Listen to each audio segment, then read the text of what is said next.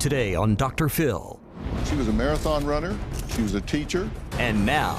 I don't have an eating disorder. I can't eat. And get this, Monica chains herself to the bed at night. In fear of food. Everything makes me sick. But is her cure You brought your chains to LA. Why? the right cure? That is absolutely not true. Let's do it. Have a good show, everybody. Here we go. This is a safe place to talk about hard things. Stand by. We'll count you down. Today is going to be a changing day in your life. 5, 4. Get ready to take care of you.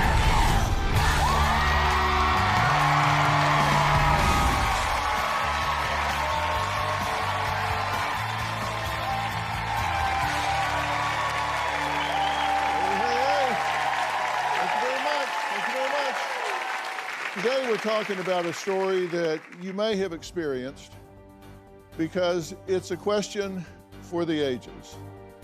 Is it physical health that drags down mental health, or is it mental health that drags down physical health? And our guest today, Monica, has been suffering in both ways, and it was quite an ordeal for her mother, Stephanie, to get her to Los Angeles just to see me. Now, this was the state Monica was in before leaving for the airport. Take a look. I itch all over my body, and I cry, and my eyes itch, and my tears burn, and it itch my face. I shake, and I get cold chills and sweats, and cold chills and sweats, and then I get massive headaches, and it just goes on and on all day long. Well, Stephanie says her daughter Monica had a perfect life. She was a marathon runner, she was a teacher, and then all of a sudden she got sick and just lost 40 pounds. Now currently, Monica is 5'6" and she weighs 90 pounds. Now Stephanie claims Monica has triggers to binge eat during her sleep. Now she says it has gotten so bad that they have locks on the cabinets, the refrigerator, and get this, Monica chains herself to the bed at night. Take a look. I'm gonna go through this all day long. I'm never eating again. On a bad day, Monica's in the bed 22 of 24 hours. Not very functional at all. According to her, she has SRED, sleep-related eating disorder. It makes her get up at night and eat when she doesn't realize that she's doing it. We have a sign on our refrigerator that says no Xanax after a certain time at night because it causes night eating. Some of the things that we've done to stop her were to actually chain her to her bed. It gives her enough space to go to the restroom at night, but not to get into anything else. We've also locked up all of the cabinets. Here's a lock on the fridge. I have the key. I sleep with the key. People look at my daughter and think that she has an eating disorder, and it's not that. She eats because you have to eat to live, and then she is in a great deal of pain. Paramedics have been to my house several times. In the last 5 or 6 years, Monica has gone to the hospital 10 times for severe pain in her stomach. It hurts so bad, like somebody stabbing me. 6 years ago, she was pretty healthy looking, rosy complexion. Now she looks like a concentration camp victim. Her eyes are sunken in, her skin is sallow, her legs are bone and flesh. She's pretty scary looking. She looks like she's dying because she is dying. Monica's friend, Brianne, says Monica and her mother think they have a good relationship. She says it's not good at all. She says their relationship is toxic on so many levels. In the 6 years that I've been friends with Monica, I've never seen her eat a solid piece of food. She looks like a skeleton. She has no meat on her bones, and she looks very frail and pale. Monica and her mother believe they have a really good relationship. I believe that it's very toxic. My relationship with Monica is good, and we're very close. Monica relies on her mom for everything. I have to help her as much as I can, washing her hair, getting her a drink, bringing her pills or any other kind of medication. Rub her tummy. I don't feel any bubbles, though. Do you? Anything that she wants, she can definitely get it from her mom. Monica's 100% dependent on me. Stephanie has given Monica her credit card information so Monica can order whatever she wants online, and a lot of those things are the laxatives or things that are not good for her health. Monica is mostly financially dependent on me. She lives with me, and I pay the rent, the car insurance, whatever it is she needs. Because Stephanie can't say no to Monica, it's speeding up the process of Monica dying. Well, Stephanie, I'm glad you're here. I'm sorry that you need to be. I am too. But I'm glad that you're here, and I'm glad that you're here as well. Thank you. You both love Monica, Yes. and you both want what's best for her. Of course. Would you agree with that? That's why I'm here. You're essential in her life right now. You're her primary caregiver. Yes. And I'm going to tell you that based on everything that I see, there's good and bad to that, but I think if you weren't there, I don't think she would be here. I think you're correct. You say you think it's toxic, and tell me why. Stephanie tries to help her as much as she can, but she gives her free access to credit cards where Monica is able to purchase the things that I believe contribute to her making her sicker and ruining her health further. Mm-hmm. She says you haven't been around much lately. You've kind of put up some boundaries. Correct. She was definitely too reliant and wanted me to be there 24/7.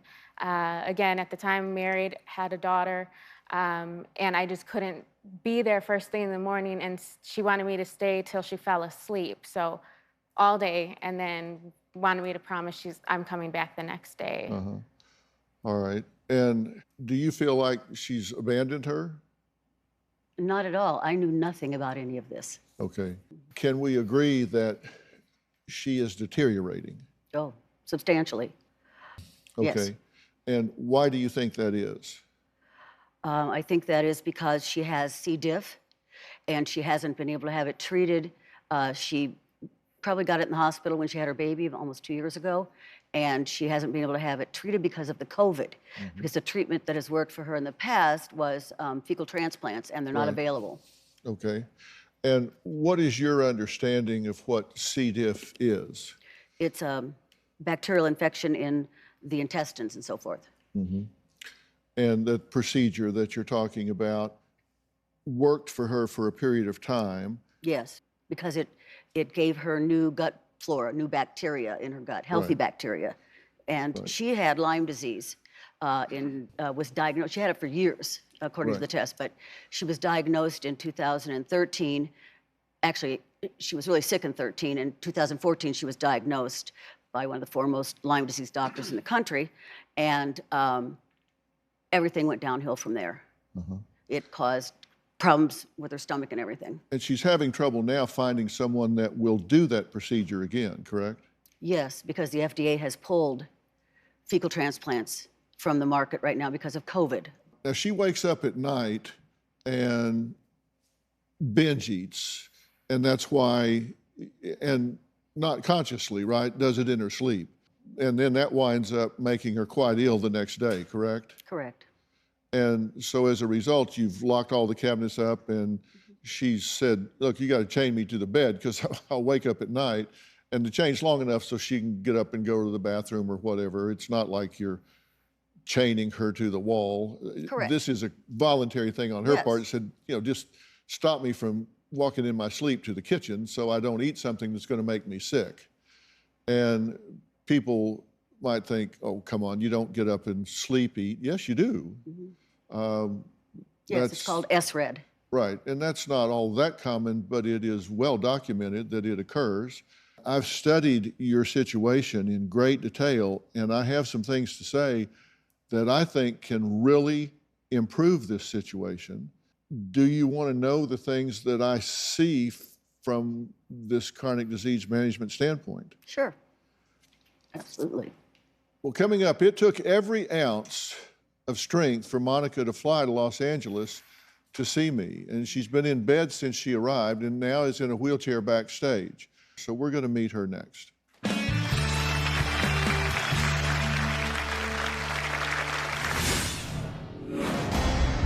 disgusting.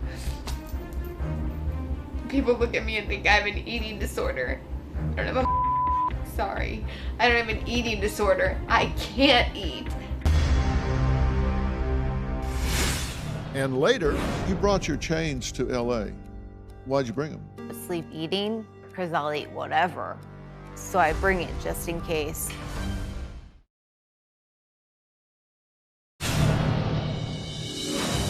I believe Monica has a mental block when it comes to food because she thinks all food is poison and calls it toxins in her body. Food is Monica's enemy. It's heartbreaking when she asks, Mom, I'm so hungry. Can I have something to eat? We try to find something safe, but it doesn't work, and she gets sick.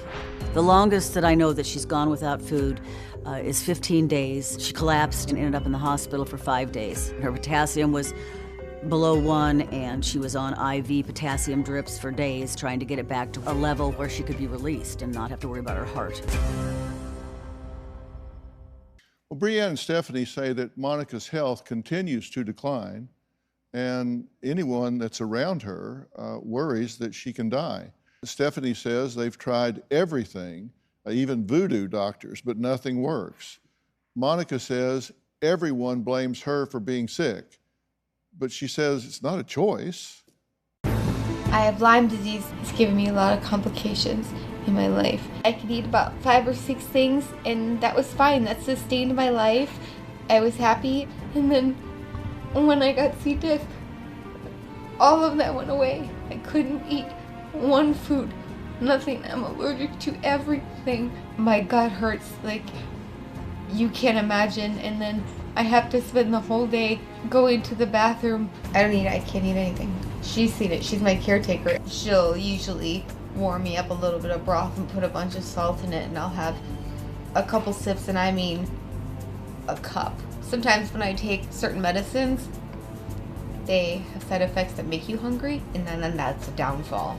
Never in my whole life have I ever taken medicine to go to sleep all day.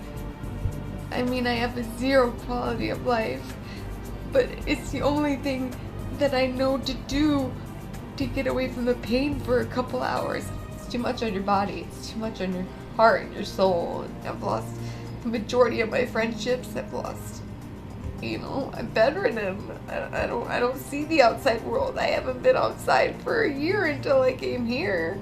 My biggest fear is being like this forever until I die.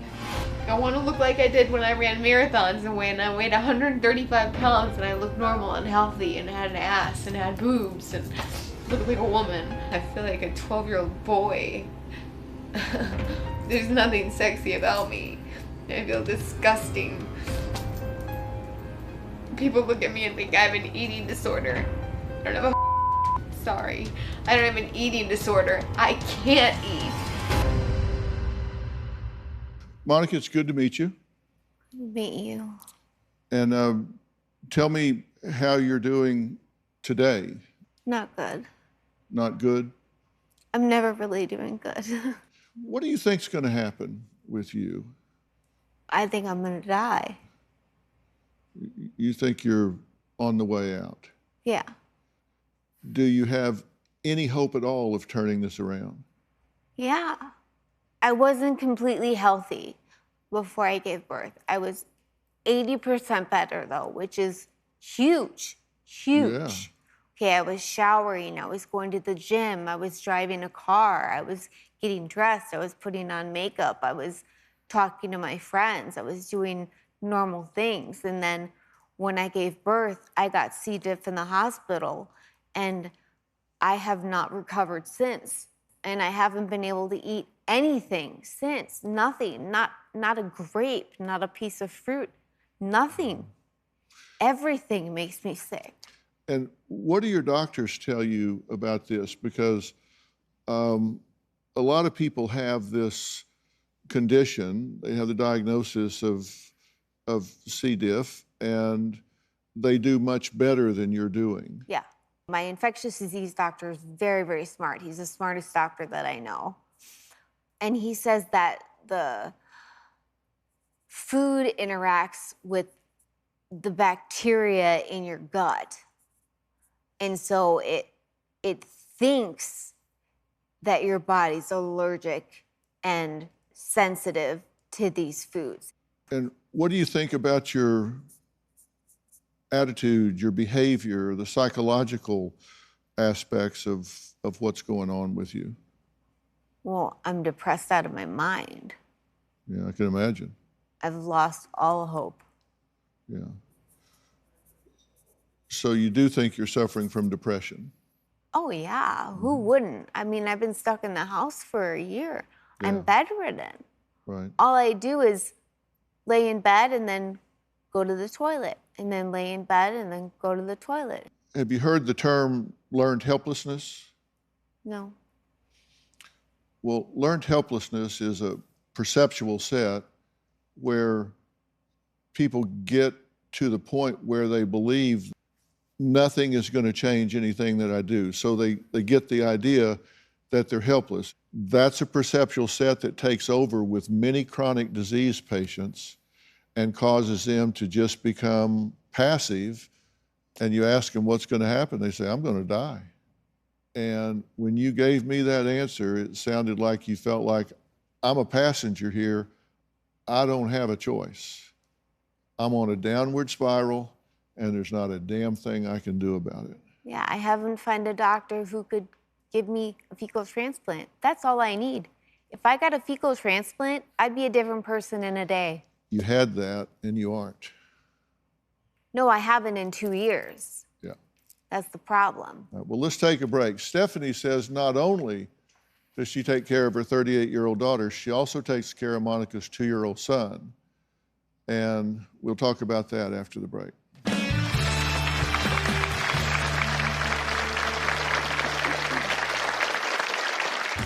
I know Monica's relationship with her son is strained because she's not able to care for him. She loves him very much. It's not her mothering that is bad. I'm not a bad mom. I'm just sick. You have to be pretty strong and powerful to be able to do everything that women do. It's Feel Good Fashion with Mary Alice Stevenson. Clothing and self-care is just as important as food and water. We have to wear clothes. There's so much stock that isn't utilized, put into landfills. All of this excess can be used to address the over 37 million people living in poverty. That's so true. I've Got a Secret with Robin McGraw. Available on Apple Podcasts and Spotify.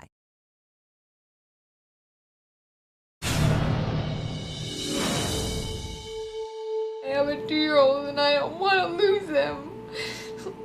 And I have family that don't understand and they're very judgmental. And they don't see the pain that I go through. I think I should give him up or something, but there's no way. I'm not gonna give birth and get sick and then give up my son. No, I love him too much. Monica says that her son weighed only 5 pounds at birth, and after she went through labor, she was diagnosed with an intestinal infection called C. diff. And Stephanie says that she had to step in and be the sole caregiver for her grandson because Monica is just too weak to actually be able to get up and do the things that a mother would ordinarily do.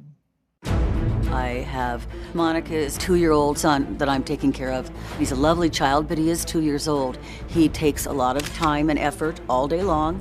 I know Monica's relationship with her son is strained because she's not able to care for him. She's not able to change his diaper or to pick him up and put him to bed or pick him up off the floor when she's really sick. She's just weak, very weak. But she's a very good mother. When she's feeling better, she gives him all the time she can. She loves him very much. It's not her mothering that is bad, it's her physicality that prevents her from being the person she wants to be for her son. I worry that he needs a younger person to be raising him because he's getting more and more active and he can outrun me in a whip stitch. And I want her to get well so she can do this, and that's what she wants too. I want to be with my son and I want to be normal. I'm not a bad mom. I'm just sick. I love him to death. I do anything for him. That's why I'm here. That's why I'm fighting, or else I would have given up ages ago. I also worry that if she dies as he gets older and looks at photos and sees how sickly his mom was, that he's gonna look around and say, why didn't anyone help her? At this point, you're doing pretty much everything for the child. Diapers, feeding. She helps when she can, when she's feeling good. Yeah. She's very close with him. Yeah. But it's got to be wearing you out. I'm a little tired. I'm not a young woman. Yeah, but you're caregiving and mothering a 2-year-old. This wasn't in your grand plan. It was not in my retirement portfolio, correct. Okay. Look, here's the deal. Both of you have said that on the course you're on right now, you think that this could wind up taking your life, that you could wind up dying here, and that you've been close to it before, 15 days without eating. And this can put you into heart failure, it can put you into kidney failure. You can get to that point. And you're using a lot of absolutes saying, I can't eat anything. And I can if I have a fecal transplant. Yeah, but I can't find anybody to do it for me. That's all that I need. But the reality is you can't get that right now, right? Right now, yeah. Okay, so if that's the reality, then what do you do next? What do you do if you can't get that? I was hoping you could help me get one. Yeah. Well, here's what I think needs to happen. And that is that you have to do everything that you can do to maximize your situation with the things that you do control. For example, I can tell you as a caregiver that the worst thing you can do for a patient is not require them to do everything that they can do. 100% of what they can do.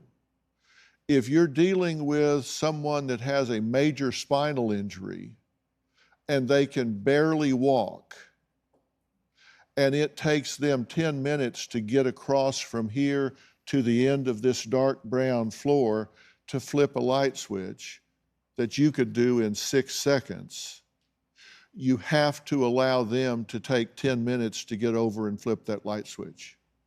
You have to require them to do 100% of what they can do, because if they don't take 10 minutes to get over and flip that light switch, they'll never get there in 9, 8, 7, 6, 5, 3, and 7 seconds, just like you.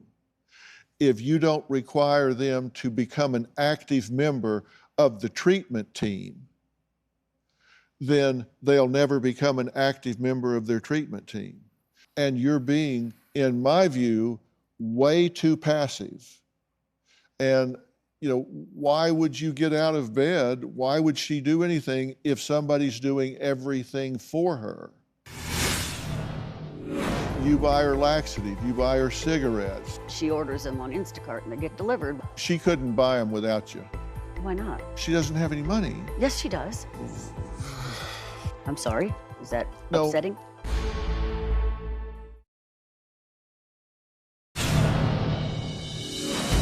I think that Monica does have risky behavior. Monica always wants to have massages, so anyone who would be willing to give her a massage, she would say yes to.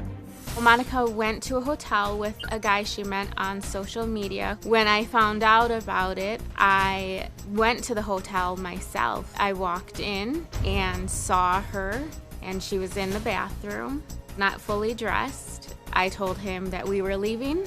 When Monica feels that desperate, she wants someone to be there. It doesn't matter if she knows them or found them online. You buy her laxative, you buy her cigarettes, you do things for her out of love.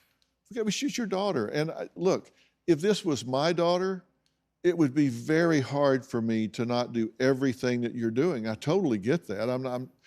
It's not that I don't understand it. What would you suggest? Actually, I don't buy her laxatives. We have Instacart. She orders them on Instacart and they get delivered with everything, with the food bill. Well, but she couldn't buy them without you. Why not? She doesn't have any money. Yes, she does. From what? She's on disability. Okay, is that not making sense? She has her own money, not a lot. She lives with me, but she does have monthly income. Okay. I'm sorry, is that No, upsetting? No, it's not upsetting. My point is, you want her to have to do for herself everything that she can possibly do. Correct. And I And do. if she's on disability, then that's a very minimal amount of money, and she shouldn't be able to afford cigarettes. Well, that's a point. That's why I'm saying she can't afford some of those things, and you're making it possible for her, which she shouldn't be doing. She shouldn't be smoking. Correct. And I can tell you, if she came to me wanting a fecal transplant, the first thing I would do is assess what all is she doing to maximize her health before I'd consider doing this procedure. That alone would disqualify her. And I tell you, 99 out of 100 doctors that can do that procedure, that would disqualify them.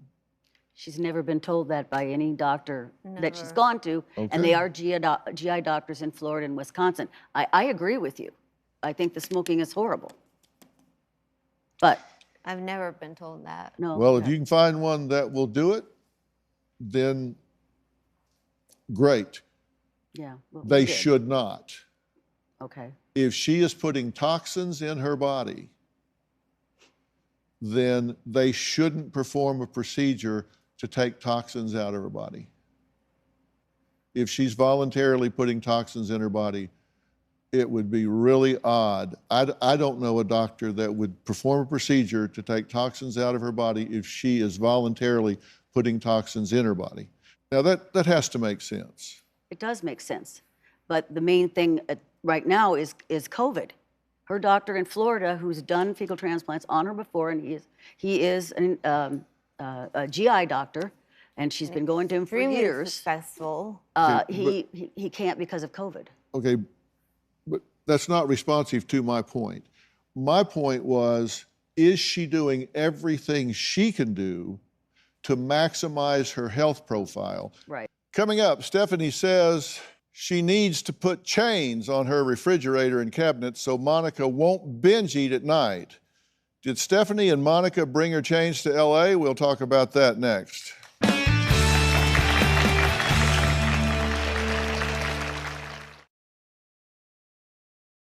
If you're going to be in the Los Angeles area, come see us in studio. And check out our new photo booth. Come take your photo on the blue carpet.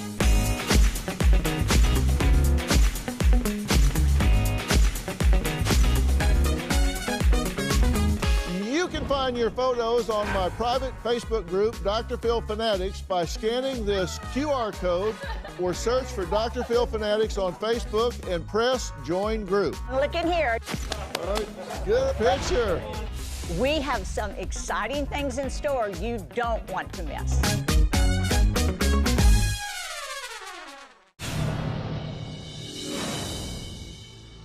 When I'm caring for Monica, she wants me to hold up foods, whether it be a can of fruit, a box of noodles, anything. She wants me to physically hold up that item to her stomach, and if she hears her stomach gurgling or making some noise, she believes she's allergic to it. She says, I can't have that. But yet if she holds up her cigarettes to her stomach, she believes she's not allergic to it. First off, do I believe that you are legitimately ill and medically ill, or do I think this is all psychosomatic and in your head to get attention or whatever? Let me be very clear in case that's rattled around your head based on what I'm saying. There's no doubt in my mind that you are physically ill, 100%. Is it exacerbated by some psychological elements and some behavioral choices? absolutely 100%, no doubt in my mind, that you can be healthier than you are if you would change your behavior, and you would help with that. And you have stopped almost all healthy behavior and become almost completely behaving like a dying person. And if you behave like a dying person, you will become a dying person. You have to behave differently than that. And whether you like hearing that, what you want to hear is, I'm going to send you somewhere for a fecal transplant. I'm not going to make efforts to do that unless and until you are 100% maximizing everything you can do on your end to be healthy and vibrant as you can be within the confines of the disease that you have. I can't eat, so that's not. That's I not mean, true. we see what happens when I eat. Well, that's not true. Why? You said you just got a nutritionist, so, and everybody can eat something, and you're eating practically nothing, correct?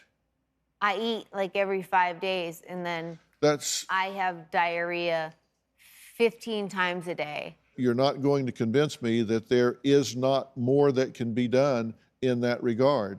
And to say I eat every 5 days is simply unacceptable. You simply cannot accept that. You can't do that. You can't accept that. That's just simply not, that's just not an answer. And so you have to continue until you find something, some combination of foods, some type of, whether it's probiotics and foods in combination, whatever is necessary, and you have to be compliant with the gastroenterologist and the nutritionist. And I'm not saying that they're going to give you the answer in the first 5 minutes, but you've got to be compliant and behave your way to success. When you have chronic disease, you have to be an active manager of that. You have to deal with the psychological aspects, the behavioral aspects, the nutritional aspects. You have to deal with every aspect of it.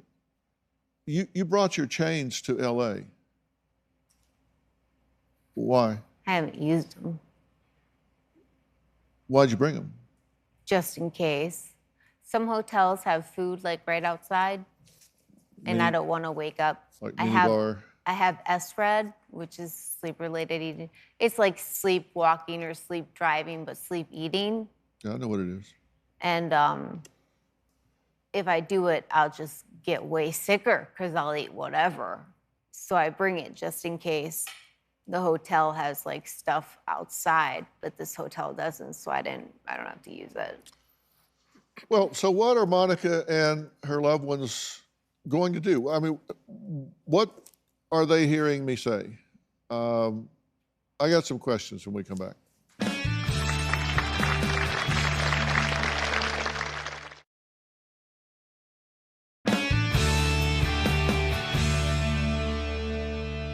Stephanie, what do you hear me saying? That we need to go about this in a different way. That, and I understand the psychological, connection, and some of the things you've said, I've said to her also. But it doesn't seem to solve the problem when she gets this sick. It's very difficult to watch her be in so much pain and screaming sometimes and on the floor. And I can't do anything about it. And I can't. I have very little I can do to help her other than drive her to a doctor, to an appointment if she needs to, or support her in some way and take care of her child. That's my role right now. But we're agreed that what y'all are doing now isn't working. It's not working, no. And what I'm suggesting is a very different mindset here, because here's what I'm telling you. I'm telling you that if you become a patient, if that becomes your identity and you surrender to the disease and become passive as a patient, that At that point, learned helplessness sets in and you're done. You're done. And at this point, all she is saying is, I need a fecal transplant and nothing else I can do. Nothing else I can do. And that is absolutely not true. You are not requiring enough of yourself.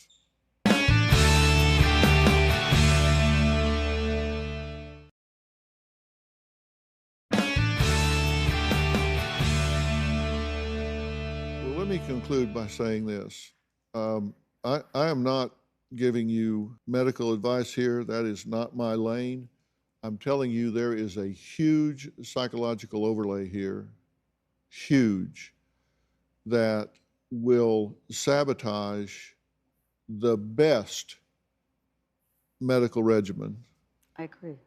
If you don't do the things that you need to do. And I'm telling you that you need to deal with the depression. You need to become a very active member of the treatment team. Chronic disease is a very difficult thing to live with and manage, and for family and for the patient as well. And I'm saying you need to require more of yourself, and you need to require more of her. And I'm not saying that in a punitive way. I'm saying when you do, then she has more of the life that she deserves. You're not doing anything to sabotage her. You're not doing anything to hurt her. Everything you're doing is out of love for her. I see that. I can see it in your eyes when you look at her, when you talk about her. But you guys deserve better care, and you need to require more of her, and you need to require more of your treatment team. And before you go in to see your doctor, you need to write down what your questions are, what your needs are. And when you get in there, realize that doctor's working for you. You don't go in there and get hurried. You write your questions down ahead of time and you say, all right, sit down, doc, because I got some stuff to go over here, and take the time. It's patient bill of rights. You write down what you want to know and you demand to get the answers, and put together that treatment team. And you can turn this around. And when you're active like that, and you get to the point where you now ask for a procedure, you deserve the procedure, you've earned the procedure, you have the right to ask for the procedure, and they will take you seriously. Right now, a doctor would look at you and say, you are a high-risk patient that is very likely to not be satisfied, and they're not going to rush to treat you. I want to thank my guest today. For more information about today's episode and questions that you may have, go to drphil.com. You may have stories of your own you want to share, so click Be on the Show. You know where to find me on social media, and don't forget to sign up for my Facebook group called Dr. Phil Fanatics. That's PHAN. It's a private group for superfans where you'll get the latest Dr. Phil news first. And don't forget to follow and subscribe to my podcast, Fill in the Blanks, where you will be informed, engaged, and learn new strategies for success in implementing new strategies in your life right now. You don't want to miss that. And you have to check out Robin's podcast, I've Got a Secret with Robin McGraw, to feel empowered and informed to live your happiest, healthiest, and most fun life. Check it out on Apple Podcasts, Spotify, or wherever you listen to podcasts. We'll see you next time. I hope you hear what I'm saying.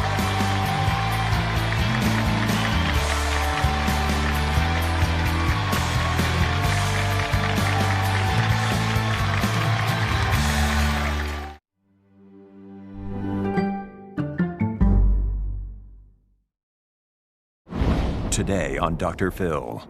Sean is the whole package. I feel he's my soulmate. I gave my mother an ultimatum. Either speak with Dr. Phil or I was done speaking to her. Your son believes to the core of his soul that somebody is breaking your heart and stealing your money. You've never met her. No. Is she educated? Yes, he has his master's. Happiness just entered into my life through my ear. He must have skipped 5th grade because that's where they teach grammar. Everything he's told you is a lie. This is a scumbag piece of trash that is stealing your money and breaking your heart. I don't believe it.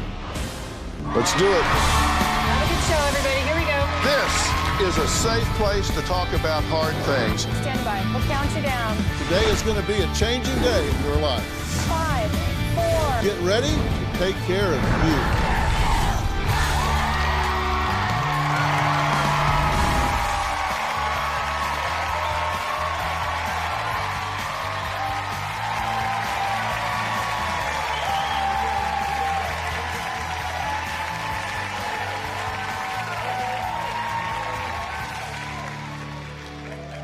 Well, you know, I read through the emails and letters that I get daily.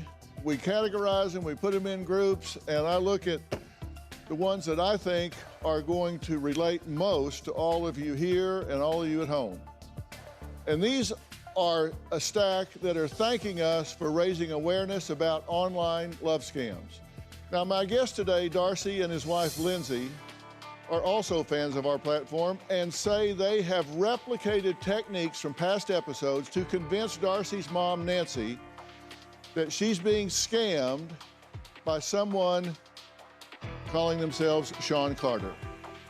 Now, Darcy says they were talking to my producers last year and almost had the opportunity to meet me, but his mom declined. Nancy says then her son and daughter-in-law have refused to speak to her and even said, as far as they're concerned, she's dead to them. Now, while Darcy wrote to me concerned about his mother, Nancy's online boyfriend, Nancy says today's not about this boyfriend, it's about fixing the broken relationship with her son. She says Darcy will only speak to her if I'm the mediator and wants to talk to her son one-on-one for the first time in over a year. Take a look. My mother, Nancy, has fallen for an online love scam. Last year, I wrote to Dr. Phil about my mother's online relationship with Sean Carter. We were actually supposed to meet with Dr. Phil last year, but at the last minute, Nancy decided that she didn't want to do it. I gave my mother an ultimatum. It was either for her to speak with Dr. Phil or I was done speaking to her. She didn't change her mind about it, so Lindsay and I have had to cut her off. We have tried everything to prove this to her. Within 3 months, you send him $108,485. We have shown Nancy episodes of Dr. Phil, but she still doesn't think that Sean is a scam. My mother gave us the address to which this Sean lives, and I found a real estate agent who lives in that neighborhood. He told me that he had never seen him in that neighborhood. The realtor also told us that that exact address was in fact used for other online scams. I reverse image searched Sean's photo, and I found the actual man behind the pictures, and he was a French man. And when my mother confronted Sean about this, he explained that he had only used those photos because he looks like the man. And because of his security clearance at his job, he couldn't actually have photos of himself. Even after all of this, my mother continues to talk to him. Nancy doesn't even know what Sean really looks like. My relationship with my mother is pretty much non-existent. She has known me for 32 years and Sean for 2. My mother chose Sean over me. I haven't seen Nancy in a year and a half. In my eyes, my mother is dead to me. Well, I hate to hear that. That's not okay. She's not dead to you, and you shouldn't be saying that. But I do understand your frustration. When it comes to her soulmate, Sean, Nancy says, it's none of her family's business. Sean's still stuck in Dubai because he does not have the 20 grand to pay the taxes. I've really helped Sean out a lot. I do this because I love him and I care for him. Sean has become the light of my life. Sean is the whole package. I feel he's my soulmate. I have intuition about it. My gut feeling tells me. The last time I spoke to Sean was a couple days ago, and I can't tell you about it because it was kind of dirty. He does a lot of sexting to me, and of course I do it right back to him. Sean and I have only been able to communicate over the phone or through text. The reason why is that he's a very private person. These are some of the text messages that I get from Sean. You're a beautiful and sexy girl, and you know it. So why are you trying to hide it? Missing you so much, sexy, hot girl.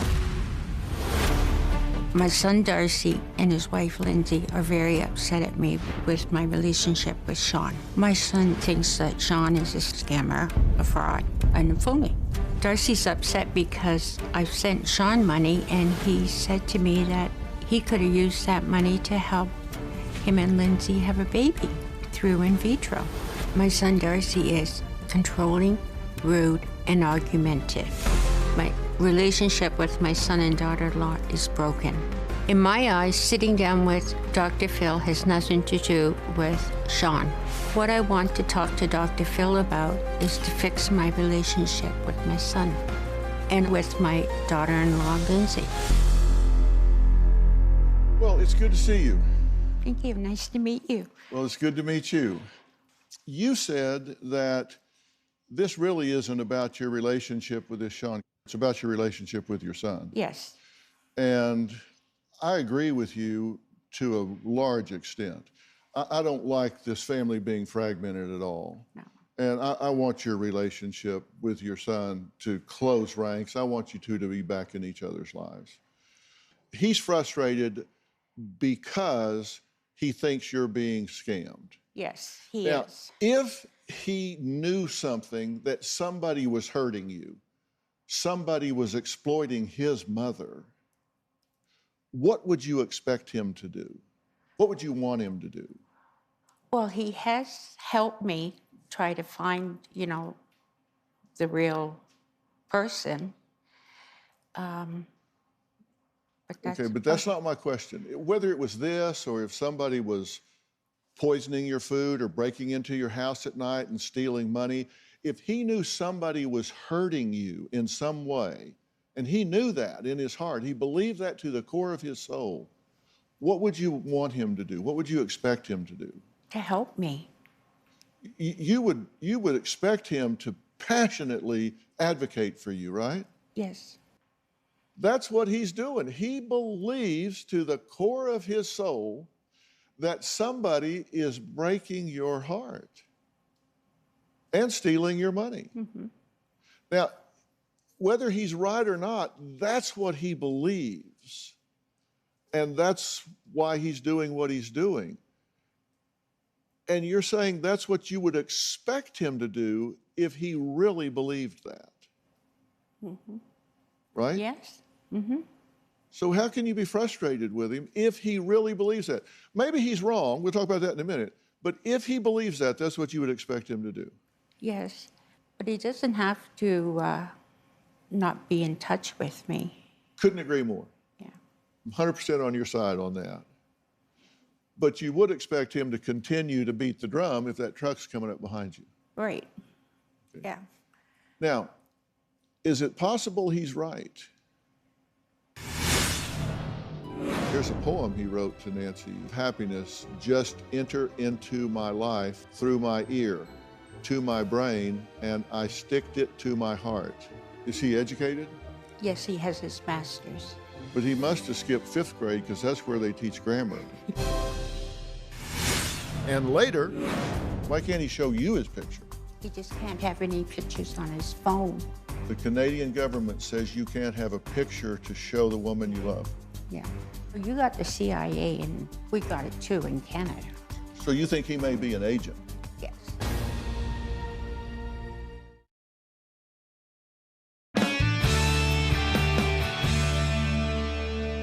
Your son's frustrated because he thinks you're being scammed. Yes. Now, is it possible he's right? I mean, is that possible?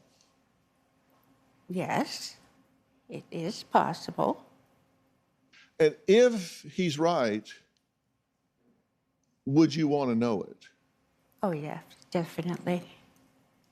You would want to know it. Oh, yeah. Now, let me ask you something. Let's say you and I, this is just hypothetical here. Let's say you and I got together in a nefarious way. It's the Nancy and Phil show. And we decided we were going to scam somebody. We were going to try and take their money. who would we pick? Would we pick somebody that was really at the strongest point in their life? Or would we pick somebody that was maybe vulnerable and had really kind of been beaten up a little bit? Probably vulnerable. Yeah, you'd pick somebody that had kind of been through a rough patch because Right. we know that they would have some needs, right? Yes. Like maybe somebody that had suffered a loss in their life. That's who you would pick, right? That's right, yeah. You lost your husband. Yes. I'm sorry for your loss, by the way. Thank you. And how long had you been married? About 35 years. 35 years. Yeah. Wow. That's a long time to share your life with someone. And the silence is deafening when they're gone, right? Yeah, Robin and I have been married 45 years. I can't imagine walking in a room and her not being there one day all of a sudden. It'd be a huge void. And so you would fall right in that category. He started telling you things that were music to your ears, Sean did. Here's a poem he wrote to Nancy. He said, "Hey, baby, since the first day I spoke to you on the phone, I knew a new tone and voice of happiness just enter into my life through my ear, to my brain, and I sticked it to my heart. I love you so much, my Snow Whitey. I love you so much, my sweetie. I love you so much, my naughty Nancy. I love you so much, Mousy Mouse. I love you so much, Sweet Lips. I love you so much, my baseball bat girl. I love you so much, Darcy Mama." Where's he from? Canada. Canada. And is he educated? Yes, he has his master's. Okay. But he must have skipped 5th grade because that's where they teach grammar. He went to school in England. Oh, okay. Well, they teach it in 5th grade in England, too. Yeah, I know. So he must have skipped that. Why baseball bat girl? Because he's seen a picture of me wearing a baseball hat. Oh, okay. Yeah. Baseball hat. Yeah. So he meant baseball hat girl? I guess so. Yeah. I guess. Okay. I looked into this, Sean, and did a real deep dive on that because I have a lot of resources, as you've seen from some of the things your son showed you. And when we come back, I'm going to tell Nancy what I found out. I'm not going to beat around the bush. I'm going to tell her straight up what I found out. And then soon, we're going to talk to her son, Darcy. But first, I'm going to talk to Nancy some more. We'll be right back.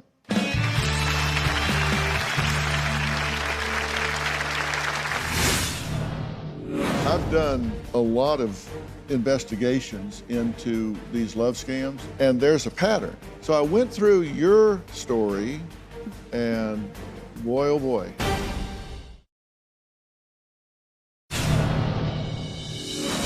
I think I'm having a nightmare.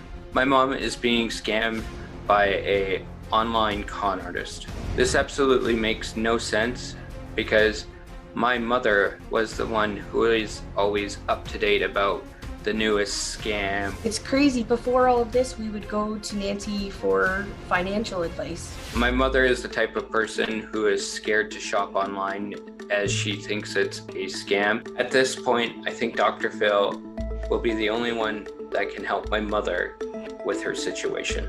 I just hope that Dr. Phil can get through to her before it's too late. Okay, well, Nancy's son Darcy says he's gone from having a really close relationship with his mom to practically being strangers all over a man that she's never met or seen. You've actually never seen him on a live feed. No, I haven't. And you've never met him. No. And when you say you've never met him, he just lived 2 hours away, right? Right. So why never meet him if he's just 2 hours away? Because when I met him online, He had to go to Dubai within like a week. Within a week, he had to leave for work. Yes. Construction Yes. work overseas in Dubai. And then once he got there, he got in a bit of a pickle tax-wise, right? And he owes like $10,000, $20,000 it is? Something like that, yeah. Yeah, on $10 million worth of income, work, and all, but the tax on it's like $20,000. Something like that, yeah. Yeah, and you've tried to help him with that financially. Yes, I have, yeah. So he could get back. So you meet him, and as soon as you meet him, he has to leave. And then when he gets over there, he needs money to get back. Huh. See, that was a red flag to me, because when I've done a lot of investigations into these love scams, and there's a pattern that they meet a woman, and because if they're not real, if they're not who they present as a picture, then they have to have some reason to not show up because they're not who they say they are in the picture. If they're a 16-year-old Nigerian girl or a 60-year-old Nigerian man, they can't show up looking like a picture that's not them. So they have to say, now, how can I pull this off and keep the relationship going when I can't show up in the flesh because I'm not that? Here's the thing, I'll go overseas and be working over there, and then I can't get back. Let's take a look at this videotape about remote locations, about how these scammers jump into remote locations on a regular basis so they don't have to show up. Take a look at this. I'm in Ghana. He's stuck in Cairo. He ended up in Nigeria. I had rescued Fred from Africa. David went to Indonesia. He moved to Nigeria. He had to go to Nigeria. I mean, time after time, they're all in construction. They're construction engineers. They all had to go to Nigeria, Dubai, Venezuela, all of these other countries which are far, far away. So they can't come meet you for dinner or Christmas. It's very, very consistent. And I actually put together a graphic that shows what some of the consistent patterns are. And I want you to take a look at this and see how much it has inconsistent with what you're dealing with. These are typical patterns and excuses of online love scammers. And I didn't make this up for you. This is just all of them that we dealt with. They say they're arrested, hospitalized, they have sick kids, money or credit cards are stolen, frozen bank accounts. Even had one said they were shipwrecked. Honest to God, pirates got them. They're poetically romantic, my little Batgirl. They have lost or stolen passports, expired visas or passports. I've actually had them say they were on the way to the airport to come home and they got beaten up. They're stuck in a foreign country until taxes are paid. That's one of the big favorites. They're widowed, never a face-to-face meeting, poor grammar, fake documents, Photoshop pictures, had to leave immediately after meeting. Like, hi, love you, gotta go. And they're construction engineers having to work projects overseas. And they need money for lawyer fees, access to insurance payoffs, all of this sort of thing. So I went through your story about Sean Carter, and I checked off the things that fit in your story. Yeah.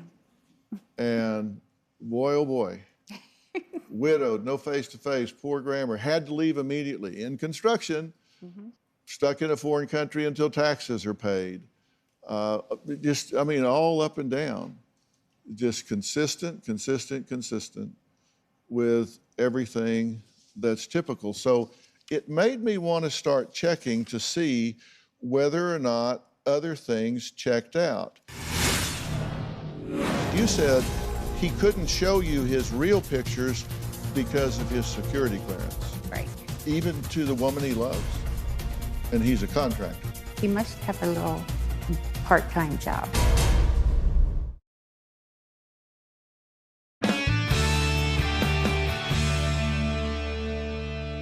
I wanted to know whether or not this person even existed, because you said he couldn't show you his real pictures because of his security clearance. Right.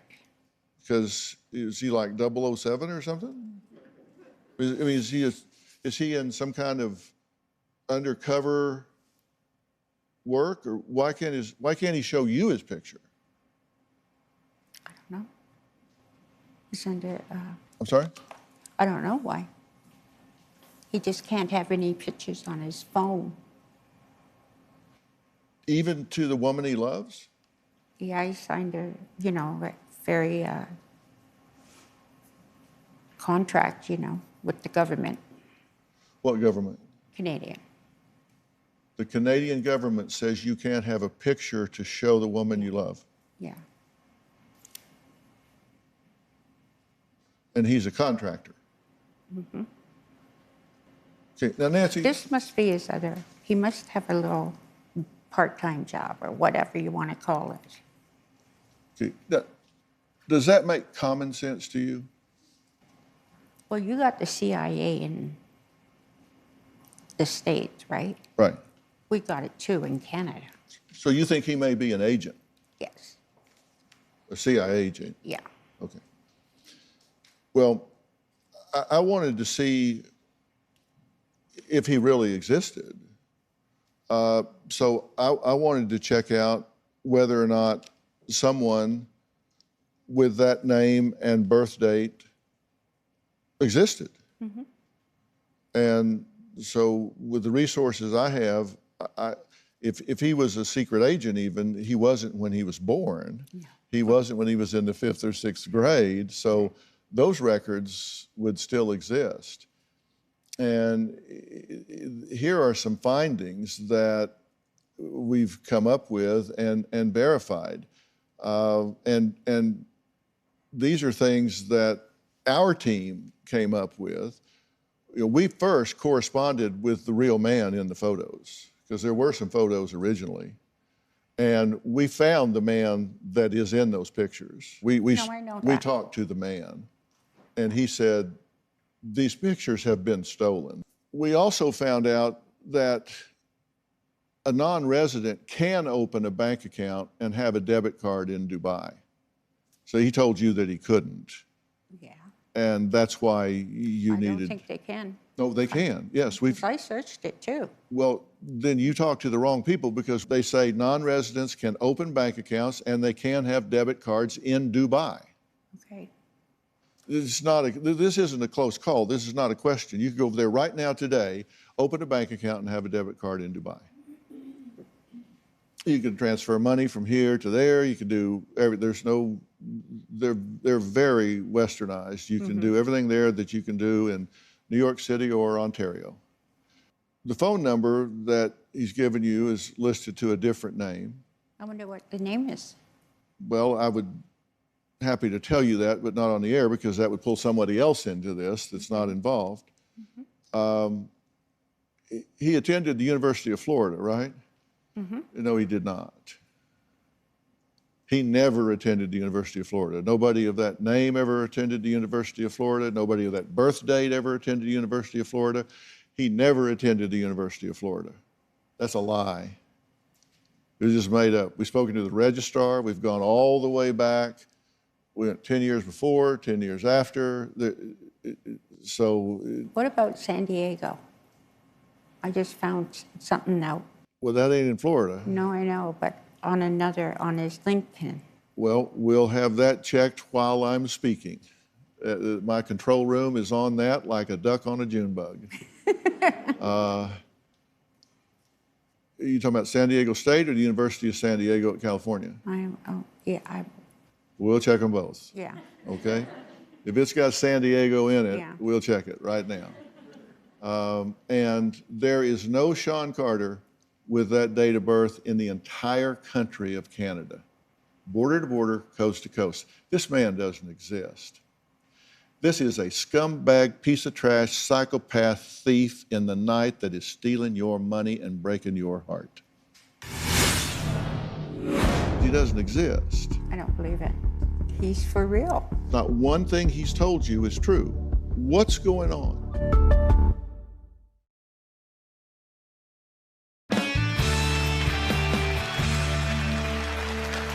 You don't have to believe Darcy, you just have to believe me. This man doesn't exist, not as a secret agent, not as a contractor, not as anyone else. This is very likely some Nigerian sitting in a computer workroom, and you're one of 50 or 60 files they're working at one time. Now, I think you know that at some level. You are an intelligent woman. You have questioned this in your heart. I have verified this man doesn't exist. We live in the digital age. Mm-hmm. This man would leave a footprint like a snail walking across the driveway. He does not exist. He is not in Dubai. He didn't go to Florida. We're going to find out he didn't go to San Diego. He does not exist. Everything he's told you is a lie. His phone number is a fiction. It doesn't belong to him. His pictures don't belong to him. He didn't go to school where he said he went to school. He didn't go over there to do this work. He doesn't owe money. He hasn't been there for 2 years working because that's not possible. We checked to see if he had visas there to work. He does not. He's got a business visa. I'm sorry? A business. No, he doesn't. No. He does not. There is no visa there. If you have a business visa, you have to list all the principals under the visa. He doesn't exist. He doesn't have a business visa there. You can have a business visa for 30 days, then you can extend it for another 30 days to 60. And at this point, he's been there 2 years. He doesn't have a business visa there. No, they can have more.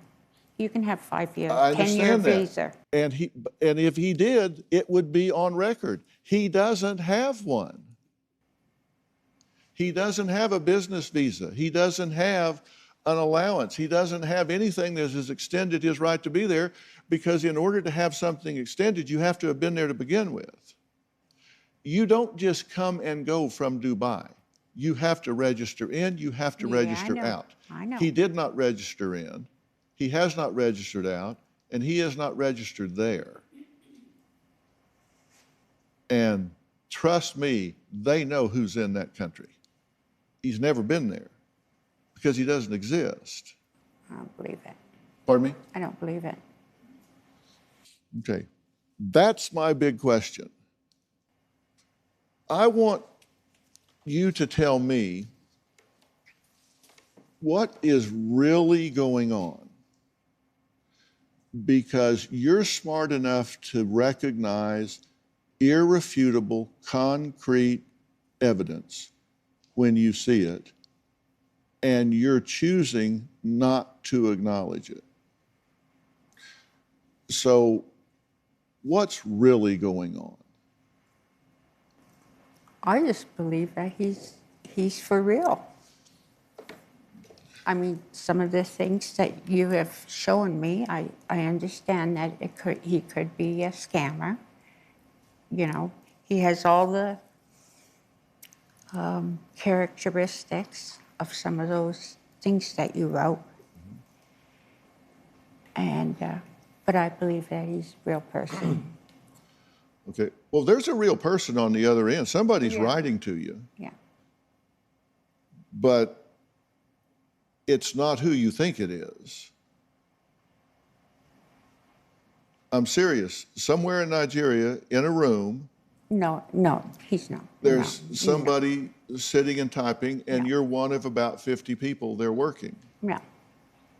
No. And there's no one with that date of birth. There's no one in the country where he says he is. There's no one that went to the universities that he says he went to. There's no one with those degrees.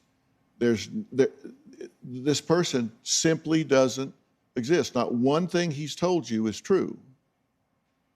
Everything that's verifiable has been refuted. Mm-hmm. Now, what I want to know is what's going on with you that knowing those facts, knowing you didn't go to the University of Florida, knowing that there's nobody in the entire country of Canada with that name and date of birth, knowing that those pictures are fraudulent and stolen, knowing all of that, you still say, oh, he's real, I'm sending him some more Bitcoin, I'm sending him some more money. Knowing all of that, you continue to insist in the face of evidence to the contrary and no evidence supporting your belief, you continue to embrace this at the cost of your relationship with people that love you. What's going on? Because it's not logical thinking. So my question is, are you delusional? Do you have a mental illness? Are you doing this for some other reason? What is going on? Is there anybody here that believes this is a real man? If you believe this man is a fraud, raise your hand. 100% of the people recognize clearly that this is a fraud. We're not giving him a chance.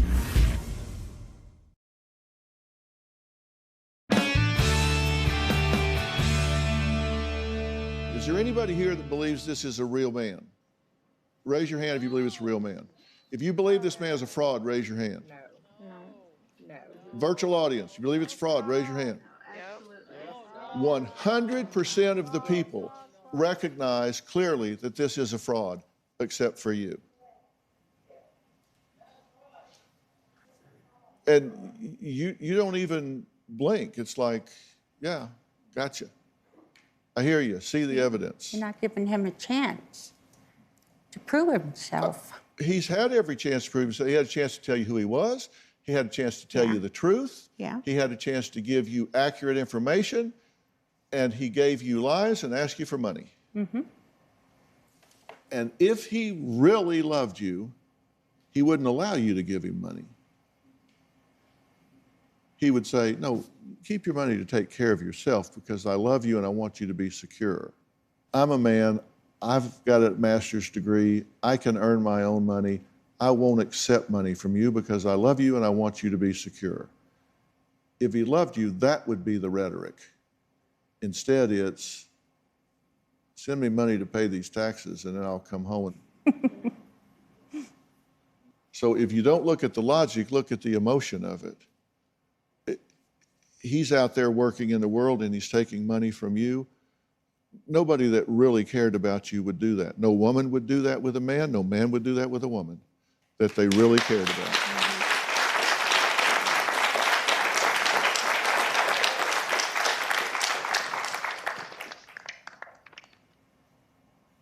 But you're ignoring evidence and embracing a belief in the absence of evidence. And I'm just saying, explain that to me. I want to know what's really going on. I don't think there's nothing going on. My son thinks I'm delusional. Pardon me? My son thinks I'm delusional. He took me to the doctor. Well, we just spoke to the head of alumni relations at the University of San Diego, and they just confirmed no Sean Carter has ever in the history of the university attended that school. Okay. I mean, however far you want to go, I'll go as far as you want to go. I'll track this as far as you want to go, and I'll put my professional reputation at stake. This man does not exist. He is a psychopathic scumbag fraud that's stealing your money and breaking your heart.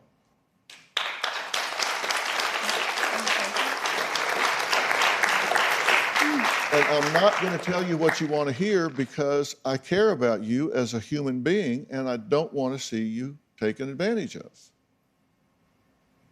You would like me a lot better if I would agree with you. and I'd sit over there beside you and we'd take your son on together and put him in his place. You'd leave here and say, that Dr. Phil, man, he got your back. He's right there with you. I'm not going to tell you what you want to hear. Now, Darcy says he hasn't seen his mom, Nancy, in person in 1.5 years. Well, it's time that they speak face to face when we add Nancy's son next.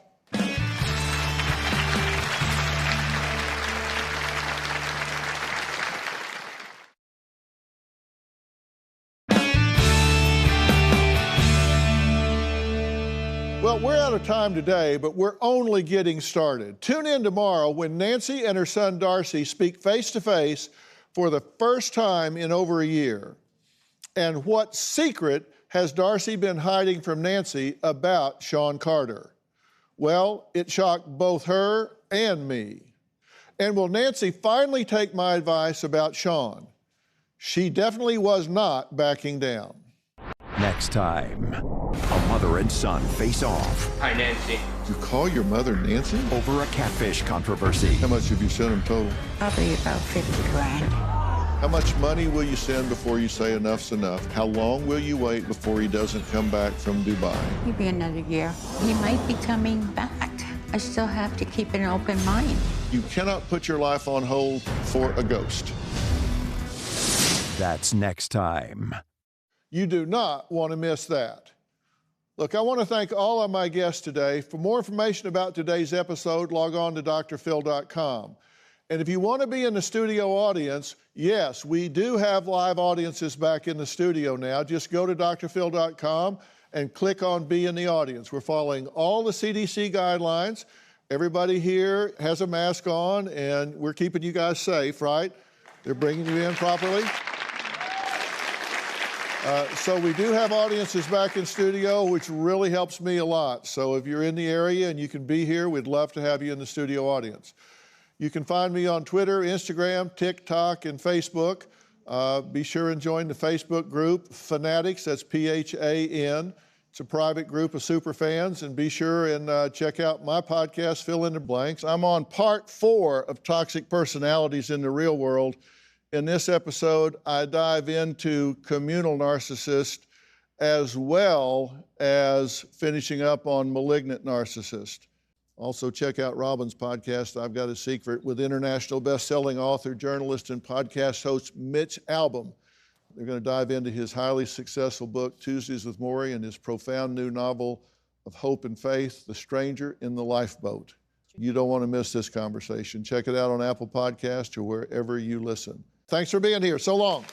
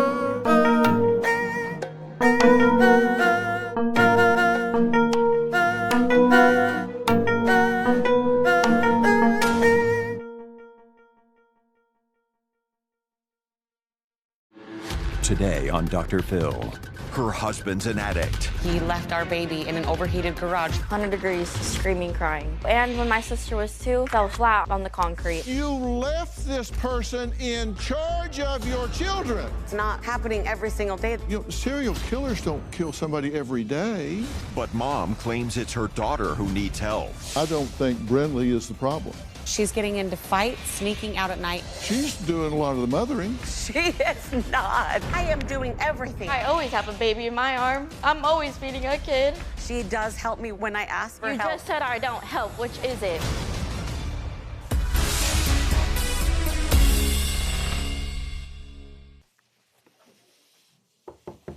Knock, knock. Hi. Hi, Brinley, how are you? I'm good. How are you? Well, I'm okay. I wanted to talk to you before I ever talked to your mom and to Jonah. I need your help to help you because you need some help. You deserve some help. You're getting jerked around. Look, they've dragged you in here for me to rake you over the coals and read you the riot act about your misbehavior, tell you what a bad kid you are, straighten your ass up, and then send you guys home. That is not how I see this at all. Okay. They're talking about you running away, all of that. I was reading through this. I don't ask myself why you're running away. I'm asking myself why you come back. I'm going to just be straight with you and hope that you'll be honest with me. They say that you're kind of blowing off school, that you're running away, you go out and be gone for 2 or 3 days, you're vaping, smoking dope, some of that stuff. That is not good. You need to stop that behavior. You're smarter than that. You got every excuse in the world. You really do. Your mother, she's acting like your friend, not your mother. And if she's your friend, she's not a very good one. You got a drunk living in your house. Your mother chooses this drunk over you and the other children. You're the mother. You're raising these other children. That is not fair. I know you're happy to do it because you love them. And you're doing a good job, by the way. Thanks. And I'm here to fight for you, not with you. I don't know what you expected. I think you thought they were going to bring you in to see the principal, and I was going to tell you straighten up. And I do want you to straighten up. I want you to stop doing that stuff. And I'm going to help you. You're better than that. You're smarter than that. How frustrated are you? Really frustrated. What is I'm she stressed. What does she say to you about bringing Jonah back in the house all the time? I ask her not to. She tells me she likes to sober him. She says that she married to sober him, but when is he ever sober anymore? He comes back 4 hours later, drunk again. I beg her to, like, at least 2 weeks, 3 weeks, or a month, let him straighten up. But she lets, as soon as he sends her a text saying, oh, I'm clean, or anything like that, right back in the house. A week later. I've got him on tape saying he's not going to get sober or clean from drugs because he doesn't want to get sick. He's saying straight up, I'm not going to do that. I don't know what he's telling her, but he's telling us he ain't going to do it because he doesn't want to go through the withdrawal, doesn't want to get sick. She's paid for him to go to rehab twice. Money she should be putting in a college fund for you, for the other Everything goes kids. to him. Everything goes to him. You deserve better. What do you say to yourself about that?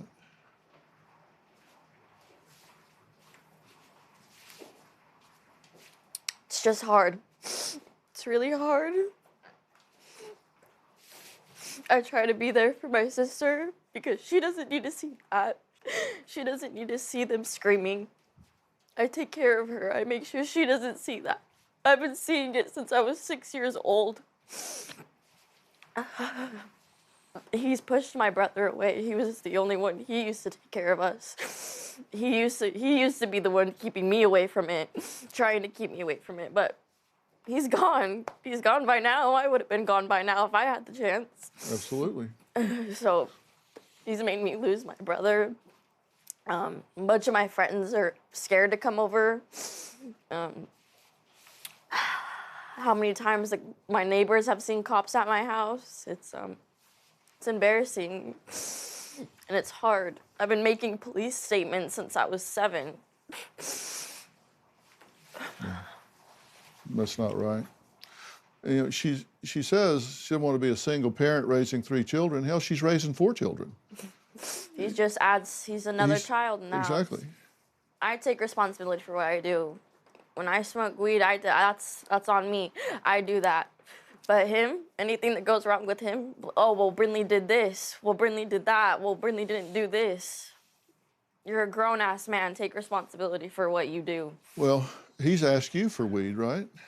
Oh, yeah. He'll offer it to me, ask me where I get it, ask me where he can get some. It's criminal. I don't mean that figuratively. I mean, that's criminal. That's contributing to the delinquency of a minor. It's endangerment of a child. And he's doing it in the home with other children.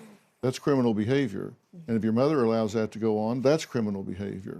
This has to stop, and I intend for it to stop, and I intend for you to be out of the pressure cooker. Anytime Jonah steps out, I step in. Yeah.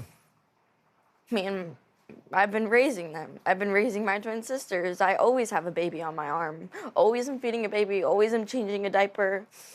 Yeah, and they're 9 months old? Twins, yeah. 9 months old. 9 months old, yeah. And where's your mother when this is going on? She has work. She's either feeding one of the babies and I have one, or switch off. And what does she do when Jonah's passed out on the couch? This is him around the house. He's fallen with the babies in his arms. Oh, yeah. We take camping trips to Lava. My mom took my little sister to go, to take her to the pool. And she left me alone with him and the twins. Falling asleep, baby screaming, crying in his arms, and he's passing out. I said, just give her to me. I took care of both babies, got one baby down that night, and I was taking care of the other, changing her, doing everything while my mom was gone. Did he forget one of the children in the garage? Yep. Forgot one of the children in the garage while he was high and drunk. 100 degrees. 100 degrees, screaming, crying. Oh, and when my sister was 2, fell flat on her on the concrete. Well, here's what your mom has to say about you, just so you know, which I didn't buy for a minute, which is why I'm here talking to you first.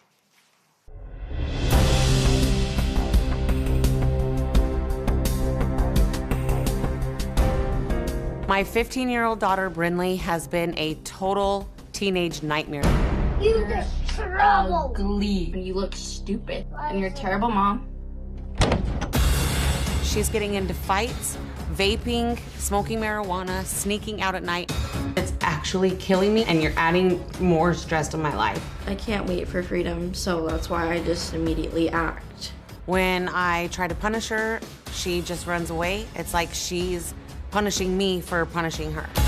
She figured out she could fit through this tiny laundry room window over here. We put a piece of plywood so she could stop going out. We had to put a board in, silicone it up here, and then here's the lock up here to stop it from opening this way. When you get back from running away, I just scream like a psychopath and then it's over. What's your punishment? Last year, she was at a boy's house and I called the police and told them where she was at. When the police arrived, she took off running from them and they had to put her in handcuffs. She's been to the juvenile detention centers about 4 or 5 times. She told me that she loves going there because the guards are so nice to her, and she says they even call her daughter. I need to get my parenting skills in check or Brinley's gonna continue heading down this road to nowhere. Well, it's probably a break to go to juvie. I mean, at least you're not having to put up with all that. What do you think about what she's saying? I think she's very fake. She says that this was all about Jonah. She said not one word about me except that I smoke pot and that I run away. That's all she said. That she said.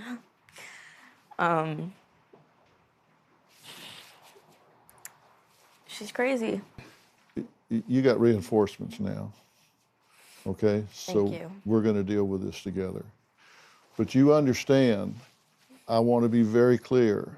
I don't endorse this behavior you're doing. You got to get that under control. And I want you to get your grades up because you deserve better, okay? You know that I don't think you should be smoking dope and vaping and running away. I don't want you getting hurt out there.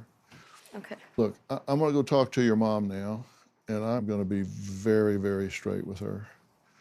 She's never had that. Nobody can tell her wrong. She thinks she's in the right 100% of the time. Yeah. So. Surprise, surprise. Okay. I'm going to be talking to Mom when we come back.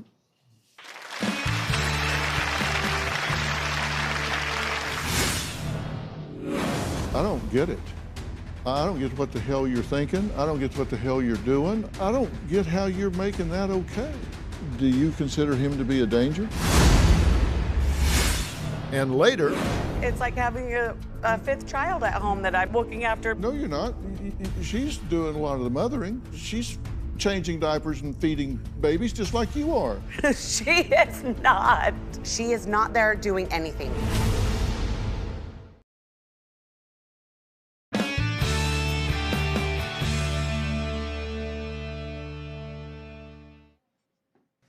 Say hey to this courageous young woman, Brinley. Brinley and I just had a conversation backstage, which is kind of way out of order. It's not what we normally do, but I wanted to sit down and talk to her because I thought her mother and Jonah were seriously dragging her to the altar here, thinking I was going to straighten her up and then everything was going to be okay. I just don't believe that. I don't think that's what's going on. And so I was just straight with Brinley, and we had very clear understanding, right? Mm-hmm. And now I do want to talk to Mom. So can we bring Cassie out and let's continue on. Say hi to Cassie. Cassie will put you right here. Cassie, I know you were upstairs and coming down and haven't listened, but I've just had a conversation with Brinley, and she and I were very straight with each other. And I think that right now, you're in a situation with a very dysfunctional family. Agreed? I agree, absolutely. And there are problems. I think she is a symptom of the problem. I don't think Brinley is the problem. I think she's showing some signs of stress and the problem, but I told her, I don't wonder why she runs away, I wonder why she comes back. I seriously, I don't get it. I don't get what the hell you're thinking. I don't get what the hell you're doing. I don't get what the hell you're doing with this Jonah coming into the house time and time and time again. In fact, based on what you've told me about Jonah, having him in that home around those children is criminally negligent. I don't get how you're making that okay. Here's what I think is the real problem. Let's take a look at this and I'll let you respond. I cannot live my life like this, Jonah. You need to make a decision. If you're going to be high, or if you're going to stay sober and be here for your family. My husband, Jonah, is a complete addict. He's addicted to Xanax, Klonopin. Within the last 2 years, I've sent Jonah to 2 different rehabs. He's relapsed after both. I have found alcohol bottles inside the couch. He's even hid alcohol in our vacuum cleaner. Our ceiling isn't finished above the water heater and stuff. So up in here, there's like spaces above the vents where he would hide the bottles up there too. A few years ago, Jonah was drunk, picked up our 3-year-old and was walking with her. You tripped and fell with her, and her face hit the concrete and bruised her entire cheek. I'm very ashamed. I am so stressed. I'm losing weight like crazy, and I'm losing my hair. You don't have to be afraid. I am afraid. I know I don't have to be, but there's nothing that can stop me from being afraid. I haven't been able to call it quits with Jonah yet because I remember the days when he was sober and how much I loved him. Okay, so you get that he's seriously impaired.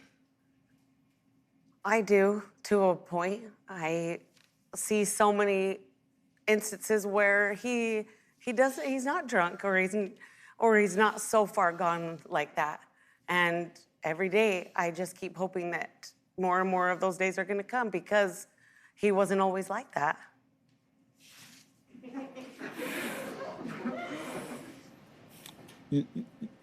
Brindley describes you as being in denial about this.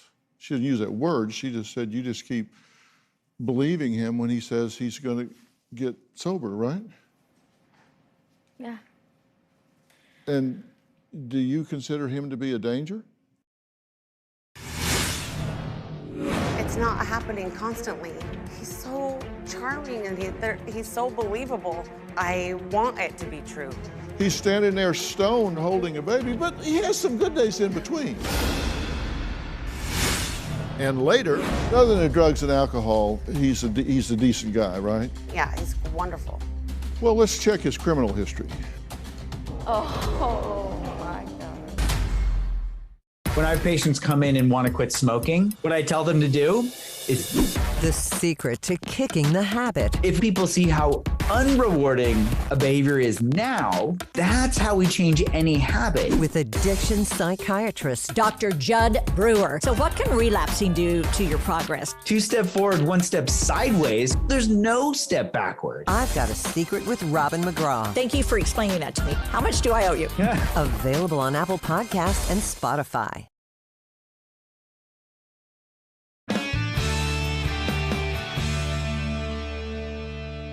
Consider him to be a danger? He can be. I believe that he can be a danger to our kids, but it's not happening constantly, and so that's why I do believe him that he's going to get sober, he's going to get better, because when he says it when he's sober, he's so charming and he's so believable, and my kids love him so much. Like my 6-year-old loves him so much that I want it to be true. He's not a danger every day. You know, serial killers don't kill somebody every day. Bank robbers don't rob every bank they drive by.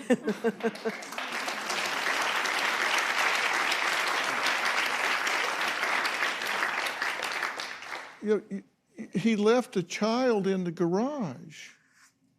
It was 100 degrees outside in the garage. That's enough to dehydrate and kill an infant in a matter of hours. But he had some good days in between.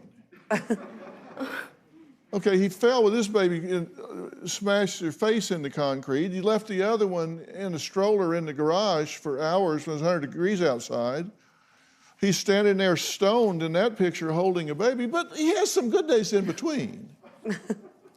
That's what keeps me going. That's what makes me want to believe that it can all go away, because it's not happening every single day, that I believe that he can be a good man again and get the help that he needs and get sober. I'm sure he can be a good man again today. I am the incurable optimist, and I believe in the human spirit, and I believe that man, like every other, can turn things around, but not on your watch, Mom. You have undivided loyalty, undivided responsibility to your children.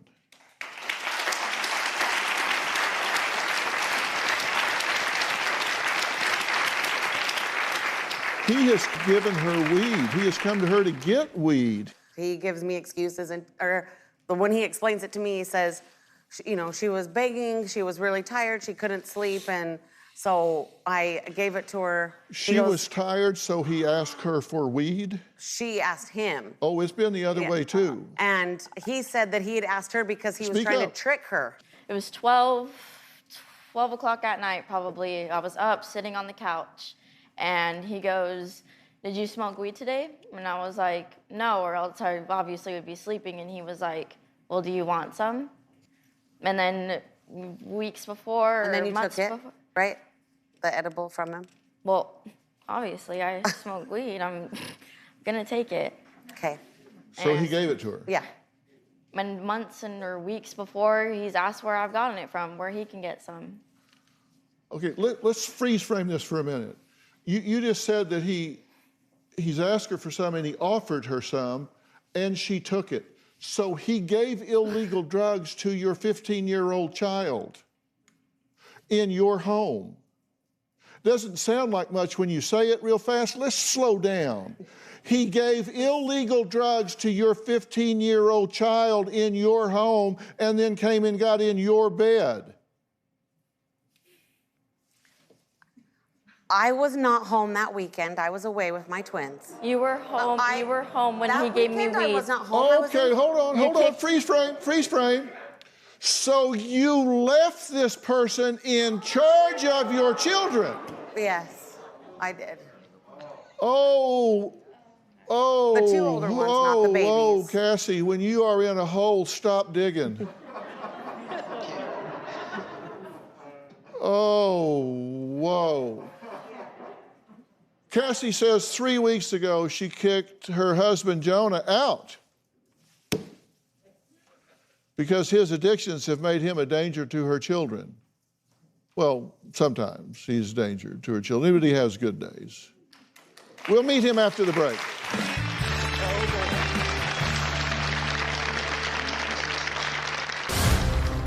Cassie kicked me out, so I'm living with my mom. I think that you choose your addiction over your family every day. I'm afraid to stop because I'm afraid to get sick or withdrawal. And you're more afraid to get sick than to lose us and lose your kids. Yeah.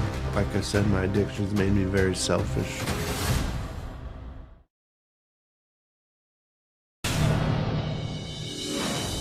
A month ago, Jonah was sitting in the kitchen with one of our twins. When I asked him where the other baby was, he got up frantically looking for her around the house and couldn't find her. I went out into the garage and she was sitting in her footy, sweaty pajamas in our stroller, and it was 100 degrees that day. Jonah said that he had taken marijuana edibles, but I think that he was on something a lot stronger that made him forget that he left our baby in an overheated garage that could have killed her. Brinley says she absolutely hates her stepfather, Jonah, and claims he's earned that because he refuses to get sober for their family. Now, just before the break, we confirmed that he gave illegal drugs to your underage daughter, and then you said you weren't there, you left him. You've described him as a glorified babysitter, your words. He's as my roommate who co-parents with me. Okay, so you've also described him as a hopeless, relapsing alcoholic addict. And he's your designated babysitter. My mother lives down the street as well and was supposed to be coming in, checking in on them every single day. I was only gone for 3 days. I had my twins with me. And she was there going to be helping too. But my mother was down the street and that was the plan. I originally did not want to leave them with him, but... But you did. But I did. Okay, so he's your designated babysitter. By the way, who did you turn down as babysitter? My mother. Is she a serial killer or something? No. Really, who did you turn down to say, okay, let me see, who can I have watch the kids?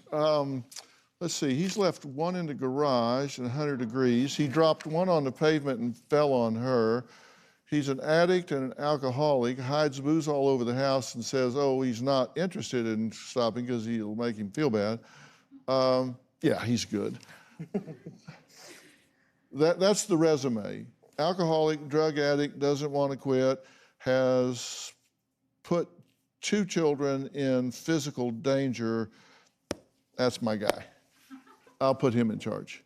Seriously? What do you? She didn't want to go to my mom's. She told me that she was going to help and be there and let me know if anything went wrong. Leaving them alone with him? I trusted her, and I wanted her to be happy. I wanted her to. I gave her the choice to stay home and help be with Jonah, or to go have to stay at my mom's the entire weekend. And I'm not leaving him But other alone than with drugs my and sister. alcohol, he's a decent guy, right? that when he's not drinking Yeah. or anything, yeah, he's wonderful. Well, let's check his criminal history.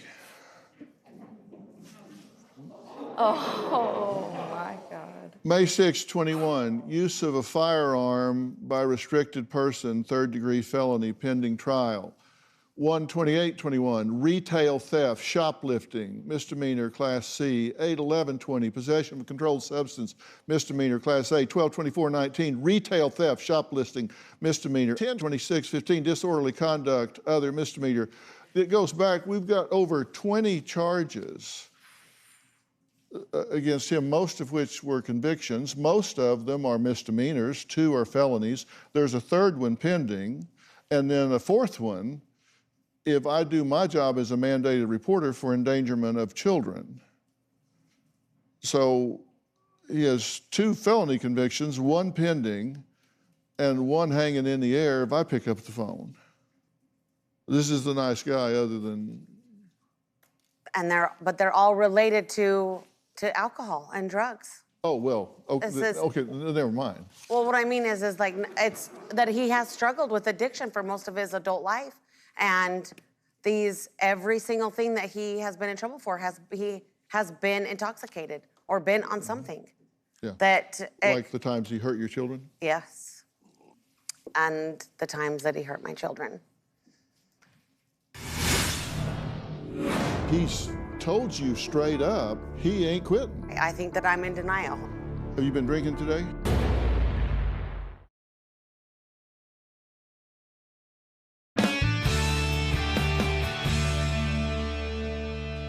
Well, let's meet Jonah. Right now, I have no relationship with Brindley. I'll say that I'm gonna stop drinking and doing drugs, and then I don't. Brindley is sick of hearing all the broken promises. She sees you drinking, and she knows about your addictions, and it is making her hate you. Brindley is completely out of control. I think Brindley does blame me for ruining our family and all of her behavioral issues. I think it's just an excuse. If he could beat the addiction as easy as we're telling him to beat it, that he would. You're a grown-ass man. Take responsibility. I think Cassie's parenting plays a huge part in Brindley's behavior. Cassie is a very reactive person. If she's done something, like her behavior is out of control, I'm just constantly screaming or she's screaming back. Obviously, I know the crap I do. I need to be punished for it. Right now, I'm not living with a family. Cassie kicked me out, so I'm living with my mom. Cassie's taking care of the kids and the household all by herself. I think that you choose your addiction over your family every day. I'm afraid to stop because I'm afraid to get sick or withdrawal. And you're more afraid to get sick than to lose us and lose your kids. Yeah. Like I said, my addiction's made me very selfish. The longest I've been sober was probably about 1.5 years, and that was like 10 years ago. I don't want my girls growing up to marry a man like you. I don't want them to go through what I'm going through. If you can't get clean, the only other thing that I can do is get divorced. Yeah, I want to get better for my family. Why couldn't you have just stayed sober today after you woke up 3 hours ago? Because of my anxiety. Yeah, I'm desperate to do anything to get sober. Jonah, thank you for being here. Yeah, thank you. Have you been drinking today? No, sir. Drugs today? My prescription, yeah. Your prescription is Xanax? Subutex, just Subutex? Subutex. Uh-huh. Why not drink today? I don't know, because I'm taking this seriously. And Drink yesterday? Not yesterday, the day before, I did have a beer. Yeah. Uh-huh. Okay. I give it to you for being honest because you said on the tape, I don't intend to quit because I'm selfish and it would make me sick with withdrawal, which would be really rugged as much as you drink. And she said, so you're choosing your alcohol and addiction over your family? And you said, yeah, because this addiction has made me very selfish. So yes, I do choose my alcohol and addiction over you and the family. Yeah, I do. So he's told you straight up, he ain't quitting. There was a choice to be made. He made it. You lost. Do you have trouble hearing that? I mean, registering that in your brain? I mean, I know you hear it, but I mean. I think that Brinley's right. I think that I'm in denial. I think that I want him to be clean and sober so bad for me and for my kids that I think that he's wrong, and I think that it can happen. I think that he can get sober, and I keep hoping every day. I don't want to get divorced and then him get sober, and a year later, and then what? He's been sober for a year, and I'm here stuck taking care of everything still. I don't know why I can't distinguish the difference. I'm just taking care of everything now by myself without his help. It's like having a fifth child at home that I'm looking after, making sure he's not falling downstairs or something. And that, I feel like I'm doing that already, so. No, you're not. She's doing a lot of the mothering. The two of you, to the other children. She's changing diapers and feeding babies just like you are. She is not. She's never home. She's never home. Her friends and Snapchat and Instagram is the most important thing to her. She is not there doing anything. I have to beg her or bribe her that she can hang out with friends while she's there to help me. I have to ask her numerous times to do something. I can't get her to clean her room. I can't get her to do anything. When she is watching a baby, she puts one of them in a bouncer, and she's back on a tablet or a phone. I hardly ever ask for help. You just said I don't help. Which is it? Okay, Which is it? You're missing the point. You're twisting my words.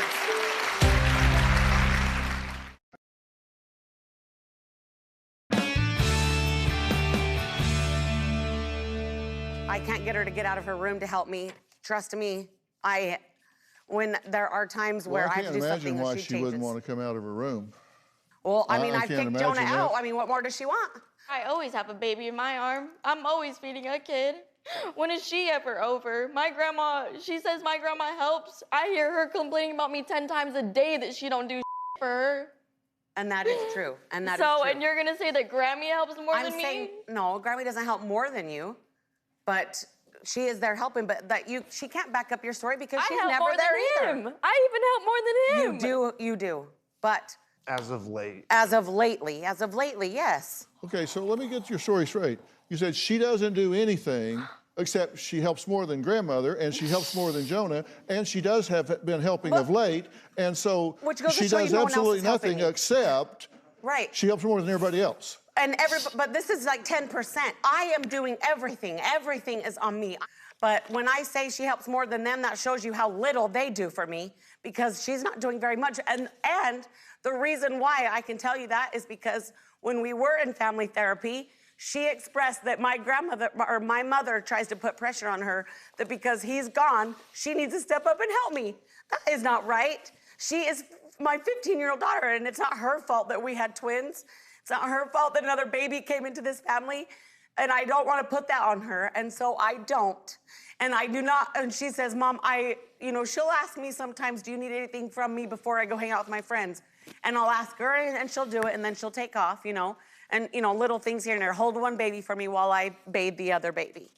But but I try not to, I'm not putting it on her because she says it's very stressful for her, which it should be, and I shouldn't be asking her to step up because my husband's gone. It's not her job to take care of the children. So I'm not putting her down for not helping me more at all. She's my child too, they're not her children. But she does, in order to leave, like she will ask me, what do I need? She does help me when I ask. A lot of the time she does. Which but is I never, it? I hardly ever ask for help. You just said I don't help. Which is it? Okay, Which is it? You're missing the point. You're twisting my words.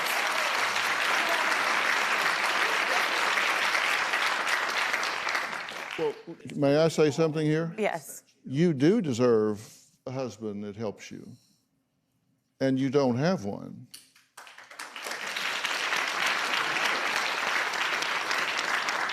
Because he told you he made a choice and you lost. And she is there, and she does help. I don't know how many percent you want to assign it. It probably would be more if you didn't call her bitch and little when you're mad. She says she hates me, wishes she would have gotten an abortion with me, pulls me by my hair. All of which you admit. Oh, I pulled her by her hair, but I didn't tell her I wish I would have had an abortion. Yes, you did. Yes, you did. Well, Sandy says her daughter Cassie is an awful parent, a total narcissist, and takes zero blame for anything. Well, so who is Sandy? Well, it's her mother. We'll add her to this conversation after the break because I'm going to get to a conclusion here. It's going to have a verb in my recommendation because I have a duty here. We'll be right back.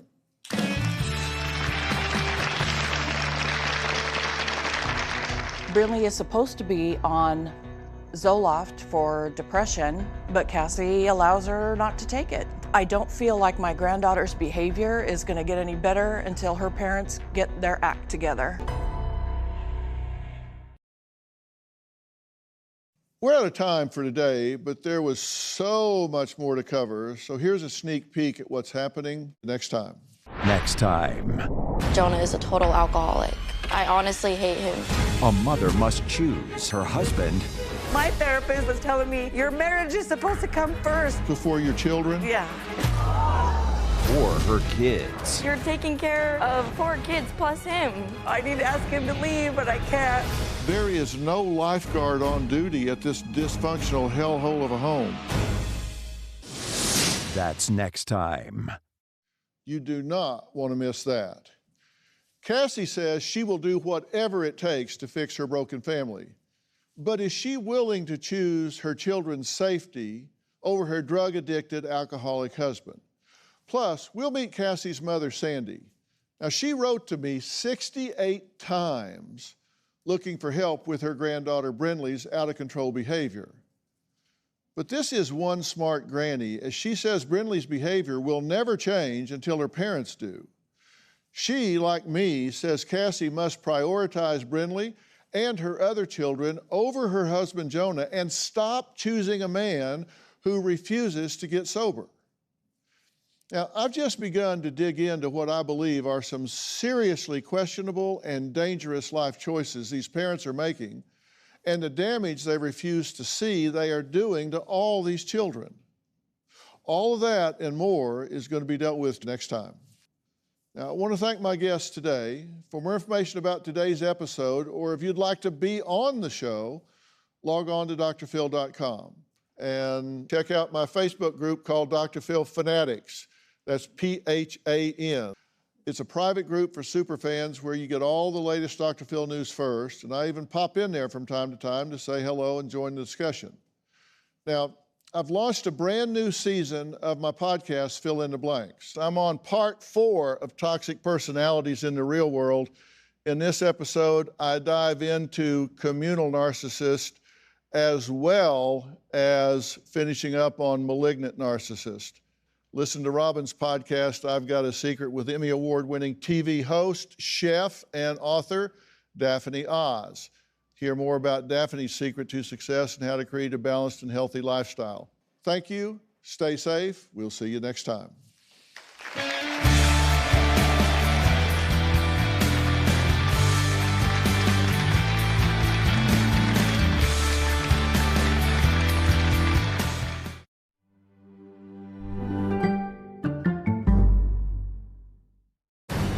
on Dr. Phil. She's 60, he's 22, he's in Nigeria. She's engaged to the man of her dreams. Love you so much, baby. I purchased a plane ticket to Nigeria so we can be married. But her family says it's a scam. You are very concerned. It's crazy. My fear is she's gonna fly over to Nigeria and not come back. I have a crew in Nigeria. Security is a very, very big concern here. The city is considered very dangerous. We just want to be together. The State Department says do not go. Let's do it. Have a good show, everybody. Here we go. This is a safe place to talk about hard things. Stand by. We'll count you down. Today is going to be a changing day in your life. 5, 4. Get ready to take care of you.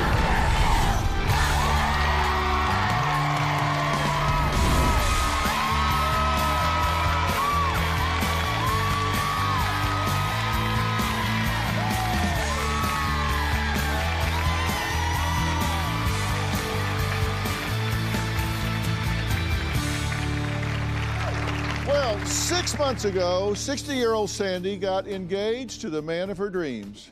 And in just 2 weeks, she's hopping on a plane for her destination wedding. So, what's the problem? I mean, why would she be here? Well, her daughters say there is a big problem because their mother is headed to Nigeria. She's going there to marry her 22-year-old fiance, Peter. She's 60, he's 22, he's in Nigeria. Now, they met online, and they fear if she boards that plane, she may be kidnapped or worse. But the bride-to-be says, despite what her family says, that Peter is the real deal. And these past 8 months with him have been sheer bliss. So what exactly is going on here? Is this a scam?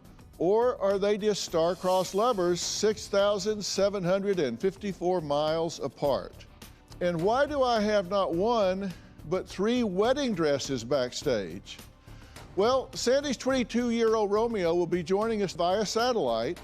So this isn't a stolen picture. It isn't someone that's gotten an ID that they're using.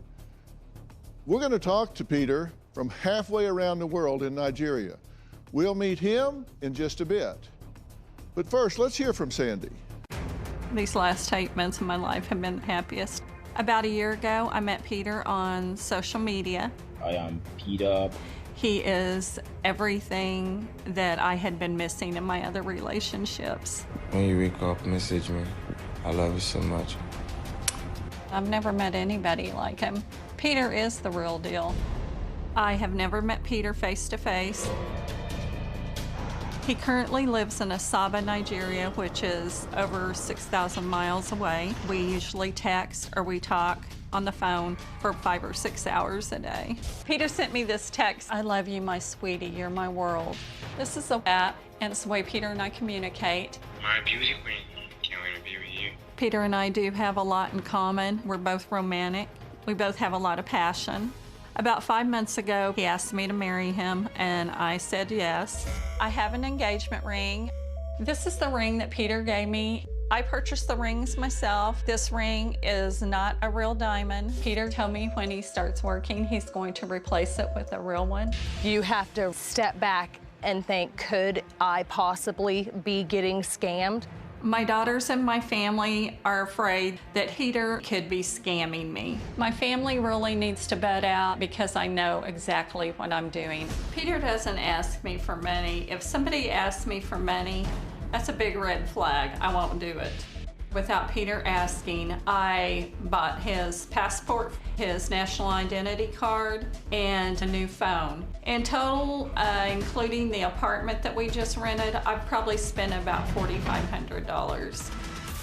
Regardless of what my family thinks, I've purchased a plane ticket to Nigeria so we can be married in just a few weeks. I have 3 different dresses that I'm going to take to get married in. I'm pretty indecisive. I'm just very excited. I feel like if Dr.Phil could go ahead and get ordained, he could marry us on stage. It would save me a lot of time, a lot of money, and a lot of trouble. Well, Sandy, good to meet you. It's nice to meet you. So you are smitten. Yes, I am. You're a smitten kitten. I sure am. All right. why somebody, anybody, so far away? I mean, halfway around the world. Why not somebody at your church or in the neighborhood or through friends? Or why not somebody that's close by? It just didn't happen that way. It didn't. I was on social media, and we had responded to the same post, and he DM'd me. We started talking. We talked for a couple of months, and then we didn't talk again. And then December 20th, I decided to tell him Merry Christmas, and we've been talking ever since. Okay. And you think he's as in love with you as you are with him? Yeah, I know he is. Yeah, you know he is I know he because of the things he says. I know he is because of his actions. Yeah, well, that's what I mean. Yeah. Actions, Yeah. you haven't had any interactions with him personally, but it's you. We do a lot of catfish stories here to try to alert people where somebody steals somebody's identity, uses their pictures, and it's all fake and it's all phony. It's not really who they are. But here, you've seen him, you've talked to him, the voice and the picture go together. That's correct. You know he is a young Nigerian man, Yes. right? So there's no identity theft here. No. So he's the real deal. Yeah. Sandy says her fiance, Peter, is kind and gentle, and every day she receives romantic messages from him. And let's look at some of those. Good morning, my sunshine. Yeah, I just woke up. Hope I'm so grateful to God for everything. I love you so much, baby. You deserve more than any other person. You're a gift from God to me, and I'm going to cherish that gift for the rest of my life. Oh, my life. My beauty queen. So, how is the day going? I mean, your morning. I know you already shine it up today with your beauty. Shadow smile of yours. I love you so much, baby. I hope you felt it. Because I did. I love you so much. Okay, that warms your heart. Yeah, it does. Uh-huh. He's a sweetheart. You're talking about going over there soon, right? That's correct, yeah. And you're going to travel 6,754 miles. I would. I sure Well, will. you are. Yes, I am. You're going to fly from Oklahoma to the Asaba airport in Nigeria, and he's going to meet you there, and you're going. You got the tickets. Yeah, I'm flying to Lagos, and he's going to meet me there in Lagos, and from there we're going to go to Asaba. Okay, he's going to meet you in Lagos, and then you're driving to Asaba? We're flying to Asaba. You're flying to Asaba. He didn't want me as soon as I got into Nigeria. He didn't want me by myself, even flying over there to his city. He wanted me with him. And why is he not coming here? The visa process for him to come over here right now, because of COVID and stuff, Harder the United for him to get here? it's like a year and a half for him to be able to get here. But if he's married, can he get in the country? Peter would be able to apply for a non-immigrant spousal visa, and he would be able to come over. Okay. Now, you have no doubts about your love and no doubts about getting married, but you have doubts about your wedding dresses. You're 60 and he's 22. Does it give you any common sense concern that somebody that age would want somebody that's old enough to be their grandmother? It doesn't bother me, it doesn't bother him. And later, is there something that he could say or do where you would say, wow? I'm sure there would be. I've got investigators on the ground so we know what's really going on.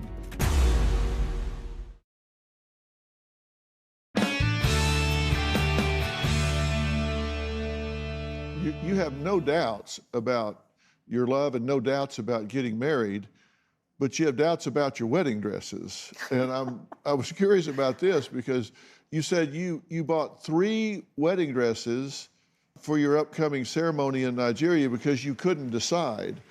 And so you've got, and it's it's unlucky to show the wedding dress ahead, so we got those that are kind of the Similar. same sort of style. But you've got red, white, and blue wedding dresses. Why the different colors? I was just indecisive. I couldn't decide. Well, it's patriotic. Yeah, it is. You could sew them together and be a flag. Yeah, it sure could. But you couldn't decide, so you bought 3. Yeah, blue's his favorite color, and I like blue. And when I got the blue one home, I wasn't really sure if I liked it, so I ordered the red one. Yeah, okay. And you have a wedding ring. This Yes. is your engagement ring? Yes. And how did he get that to you? I decided, we talked, and I told him that I would pay for him, and that when he came over, he told me that when he started working, that he would replace them. Yeah. There you go. So you bought the ring. Yes, I bought the ring. And But he picked it out, which one, the design that he liked. Yeah. he picked it out. Yeah. Okay, and you said that it's not a real diamond because, why? Well, it would have been too expensive.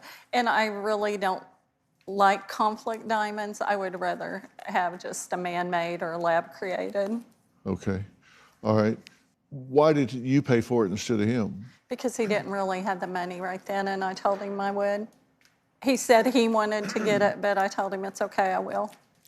Okay, what's the engraved date in there? Okay, this is his ring Uh-huh. for him to get married, and the engraved date on it is 12/20/20. That's when we've actually started speaking every day.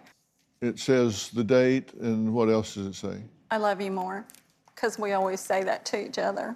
I love you more. So does he not have a job? He does not right now. He got fired. He did get laid off. He was sick for several days, and they let him go. Yeah, because in addition to being thousands of miles apart, and in addition to being 3 times his age, you guys have other differences. There are a lot of differences, and we're just being honest. I mean, you and I can be honest about this. Doesn't mean you shouldn't do it. There are differences. Like you're 60 and he's 22. Any concern there? No, not really. I mean, he didn't even know how old I was, and I didn't know how old he was for a couple of months. Uh-huh. Yeah. It's almost triple. It's 38 years. Yeah, it doesn't bother me. It doesn't bother him. Does it raise any, you and I are from the same part of the country. I know. And we're pretty common sense Yeah. based there. Does it give you any common sense concern that somebody that age would want somebody that's old enough to be their grandmother? Well, No, really. I mean, yeah, that's true. You Yeah. could be the grandmother. Yeah. His last girlfriend was older. He told me that his past relationships, they've been older. And it just, it just doesn't bother me at all. It doesn't. Because his mother could be like 40, and then her mother could be Yeah. Well, his mother passed away when he was young. 9. Yeah. Yeah. And Okay. You've been divorced twice. He's never been married. You have 4 children. He has none. Correct. You have 6 grandchildren. He has none. You're from USA. He's from Nigeria. You're a U.S. citizen. He's a citizen of the Federal Republic of Nigeria. You've flown. He's never even been on an airplane. That's correct. But today he's supposedly flying, right? He flew to Lagos I mean, the he's other flying day. to the satellite location. Oh, did he? Yeah. And you're a caretaker and a student, and he's unemployed because he got fired from his last job. That's what he told us.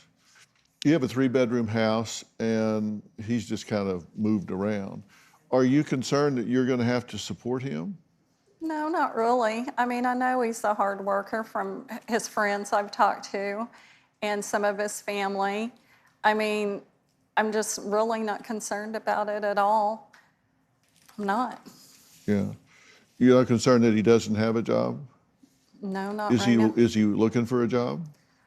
Well, he's wanting to come over here.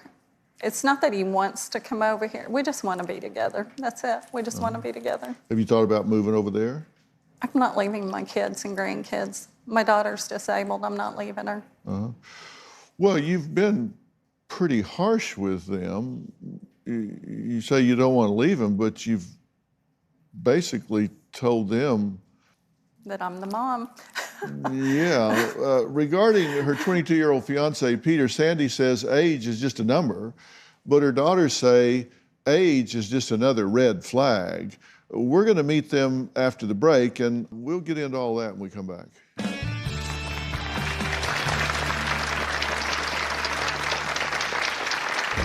Mom's being scammed. She has no clue what she's getting herself into. Just because somebody's from another country doesn't automatically mean they're a bad person. It's the scam capital of the world, Mom.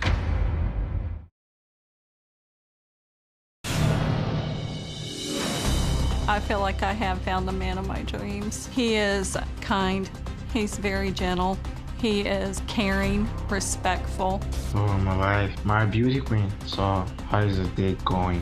When it comes to my daughters, they believe because of how we met, where he's from, that there's a lot of questions that they need answered. They really don't run my life. I feel like what I'm doing is nobody's business but mine and Peter's. I feel like I didn't pick their spouses, and believe me, they have no room to talk.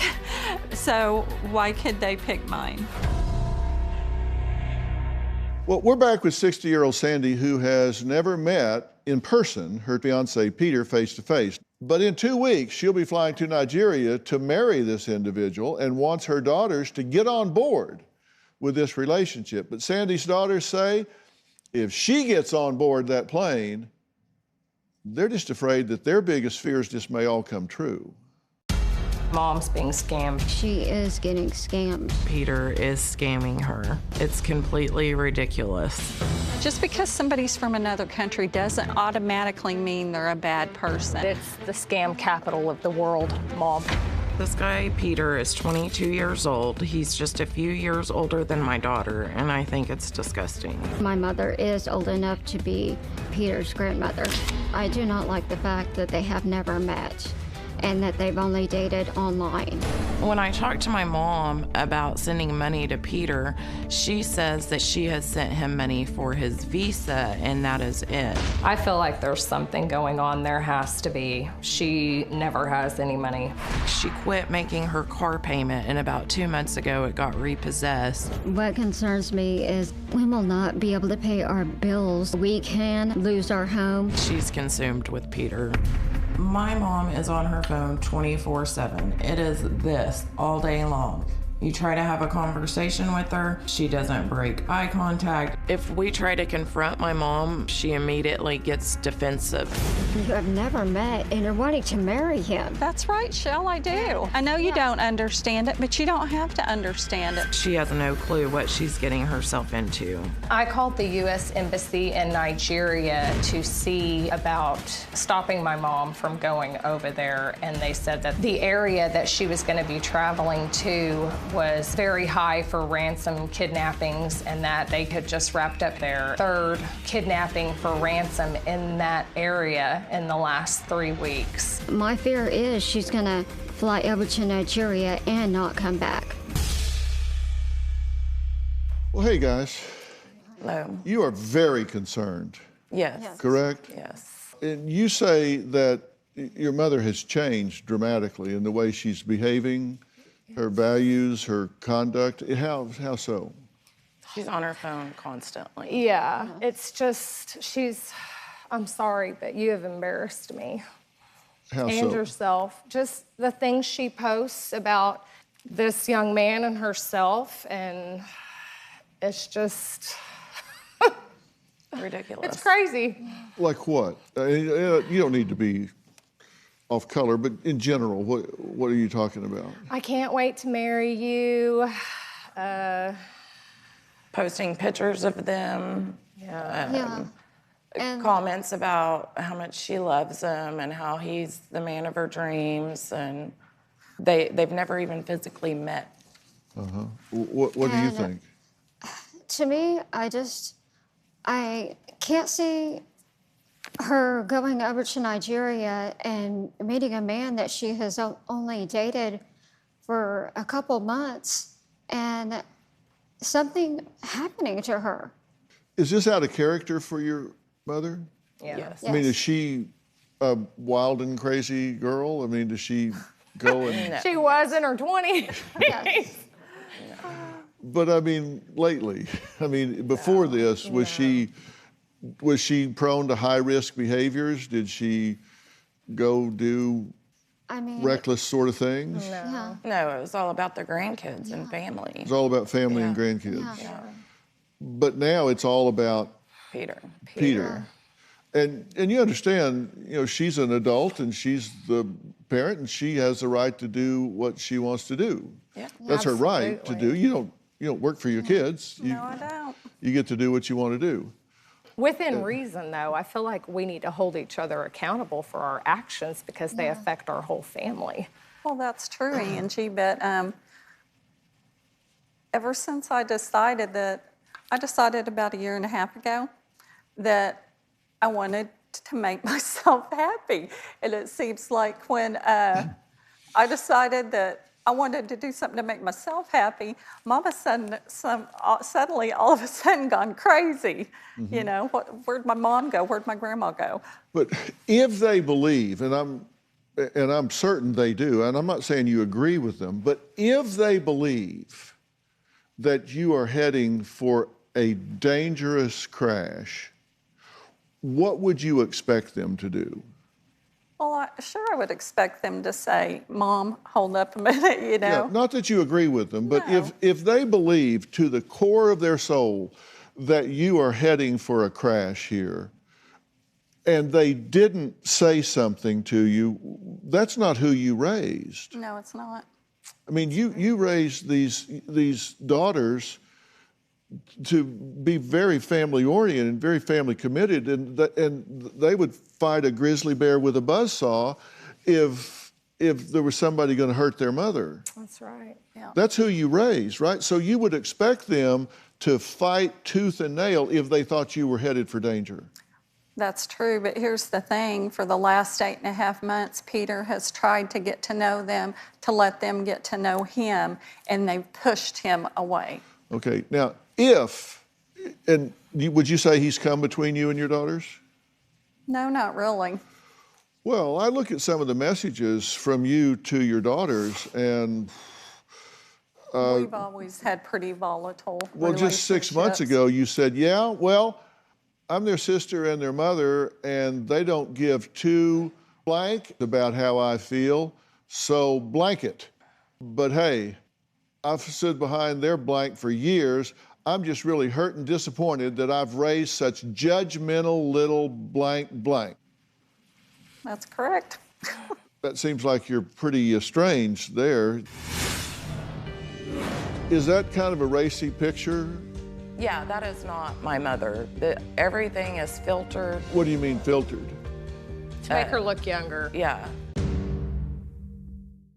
Toxic personalities in the real world. The narcissist needs to be the center of attention. And if that doesn't happen, they get very upset. How to handle the narcissist. They behave as though the rules don't apply to them. They use that arrogance, they use that entitlement to wreck people's lives. Fill in the blanks. Set up your fence lines. Not everybody you lose is a loss. Available on Apple Podcast and Spotify.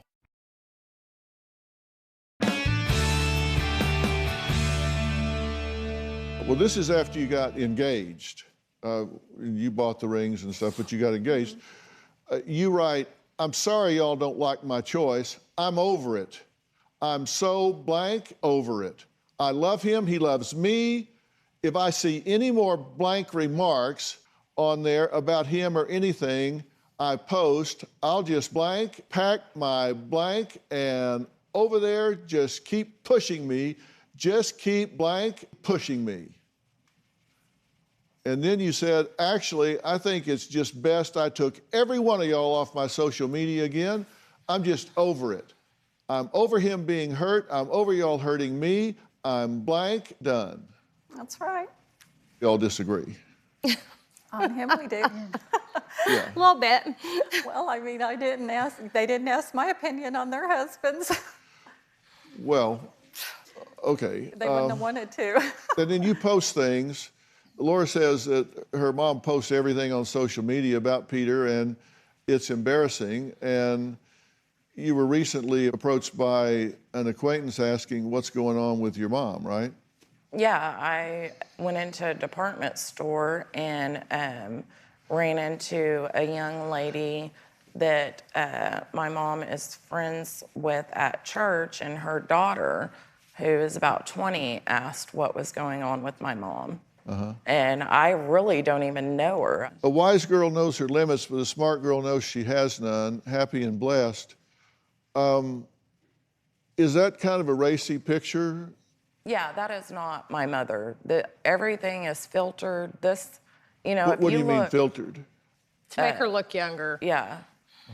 Like if Is you that I'm not real. Yeah, that is a filter, but he knows what I look like. But if you look at her social media from a year ago, it's nothing like this. It's pictures of the grandkids, us at family events. I stopped posting pictures of the grandkids and you is because I was asked to. Is because his sister posted them on her I Facebook. told her she could. She asked me. She has no business posting pictures of our children. Of the girls. Okay. You didn't ask my permission. Why? This was June of 2020. Yeah, that's my mom. That's and Grandma. this is August of 2021. What's your motive in having that image transformation? I lost quite a bit of weight. You look really happy there. I was happy. I was with my baby. This is just if he's lying to you, would it matter? Sure it would matter. I mean, would you want to know? Sure I'd want to know. Is there a point, I'm just saying, is there a line that you would come to where you say, oh, okay, I'm going to come over and sit here with them now? I mean, is there something that he could say or do or misrepresent where you would say, wow? I'm sure there would be. What would it take? Like if he was married or something. Yes, that would be and it. he's, by the way, I have no information that he's married. Yeah, well, I know he's not, but. Well, you don't know. There's no way you could know, but I know, and he's not. Yeah. So good news there. He's not already married. Wow, his sister's not his wife. How do you get that? Oh, I've just never seen that's a brother good. and sister Yeah. so close. No, listen, I tell the truth. I'll tell you the truth. I won't stack the deck to persuade you, but I will tell you the truth, and I expect you to hear the truth, whether you like it or whether you don't. And I'm telling you he's not married as far as I can tell, and I've got investigators on the ground in his hometown in Nigeria. I've got people on the ground there investigating the neighborhood, him. Thank you. So we know what's really going on. And you're going to find out what we found out after the break.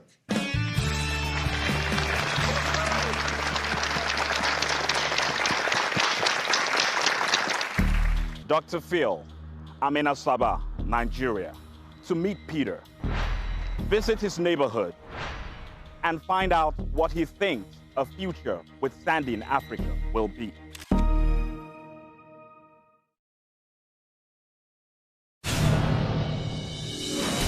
Before my mom met Peter, she was talking to a few other men on the internet. I met a man that went by the name of Desmond. Turns out Desmond was catfishing me. Because of that, I had to change all my passwords. I took all my banking information off my phone, and I went into full-blown panic mode.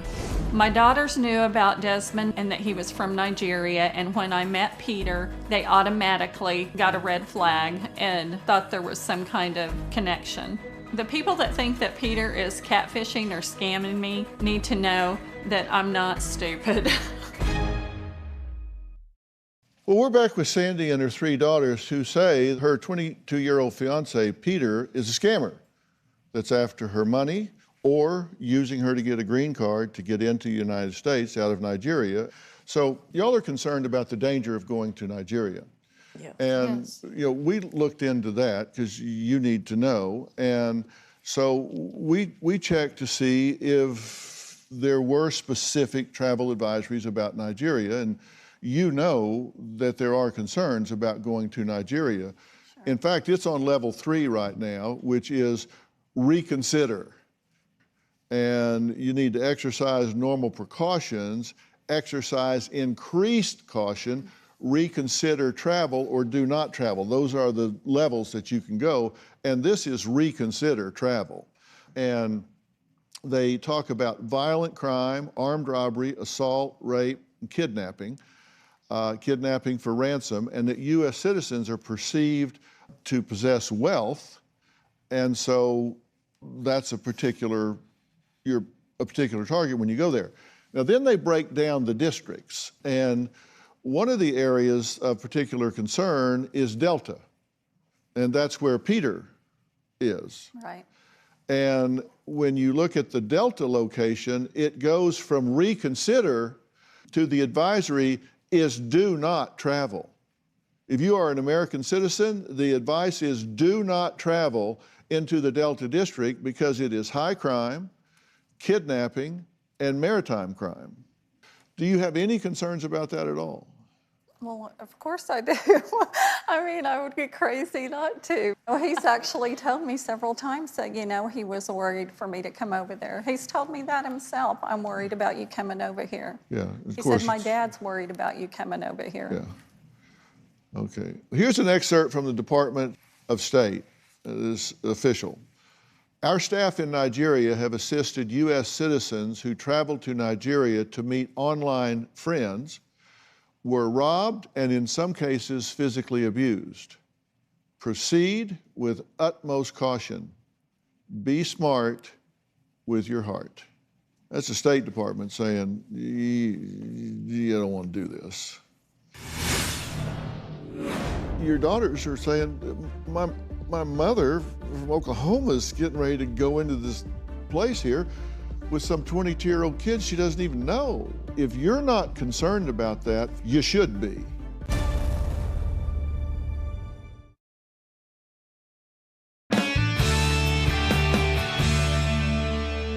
Now, Sandy says in 2 weeks, she's set to hop on a plane and travel to Nigeria, to this Delta District that the State Department says, do not go. And when the State Department says, don't go, and then you go, and then the family says, uh-oh, we got a problem, they say, we told you not to go. She's doing it so she can have her fairy tale wedding. But is it more of a nightmare than a dream? Let's take a look. Dr. Phil, Nigeria is a country rich in culture and history. Yet Nigeria is also a country that is continuing to develop. Day-to-day life in Nigeria is very, very different from what most people in the United States are ever faced with. Security is a very, very big concern here. You have to be careful where you go, where you travel, and when you travel. For example, the city we're in now, Asaba, where Peter lives, is considered very, very dangerous. Here, you would never travel or even walk on the streets at night. Even during the day, you must also be extremely careful where you go and what you do. Being in this part of Nigeria, you run the risk of being robbed, kidnapped, or even killed for your personal belongings. This is even more the case if you're a U.S. citizen, because U.S. citizens are perceived as people of wealth. That's because of the value of the dollar to the naira. As a Nigerian, being in this part of the country makes me very nervous. I do not travel here unless it is required for work, because it is really, really dangerous. And if I come here, I make sure that I fly in here. I stay at hotels that are safe, in safe environments, and I'm very, very careful where I go and what I do. Even us being here now with my crew, it makes us a target because people might be looking around to take camera equipment. While I'm proud to be Nigerian, I love my country, but you must use caution with everything you do and everywhere you go, or you will pay the consequences. Okay, what's your reaction to It's that? pretty frightening, really. It is. And Go ahead. we had already discussed this, Peter and I had, because I'd seen some things, and he said, well, we're not going here, we're not going there. When you get here, we're going to go to the courthouse, we'll visit my family and some of my friends, but we're not going out. Okay, well, that was TJ, who works for us a lot. And you can notice, I don't know if you can tell from the camera, but he's no minnow. He's a big guy, and he's like, holy he's nervous about being there. He's scared to be there. He's Nigerian. He speaks the language. He's a native. He knows the country. And he's like, this is hazardous duty here, Doc. You're sending me into a high-risk situation. I don't even like going here. I'm afraid they're going to steal my cameras and stuff. He's worried about that. And your daughters are saying, my mother from Oklahoma is getting ready to go into this place here with some 22-year-old kid she doesn't even know. And we don't know his real intention, but we know that he's allowing my mother to go into a high-crime, high-risk situation. And if you're not concerned about that, forget your daughters, you should be. Common sense, come on. You and I didn't fall off a turnip truck. We know red flags when we see them. You should be concerned about that if you're not. I am concerned. I'm very concerned. And, you know, he's even told me several times, I don't think it's a good idea you come. I really don't think it's a good idea you come. But a year and a half's a long time to wait for him to get a visa appointment.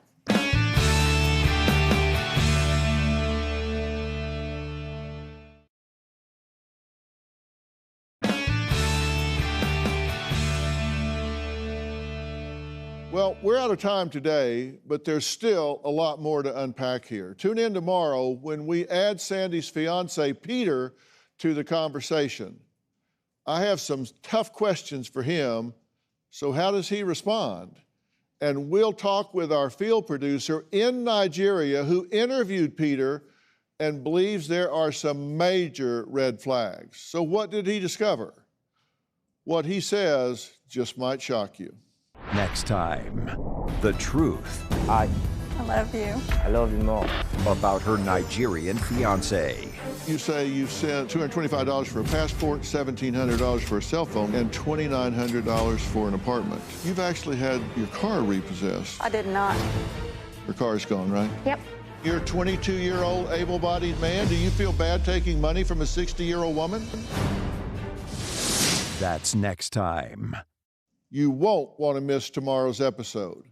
I want to thank all of my guests today. For more information about today's episode, or if you'd like to share your story, log on to drphil.com.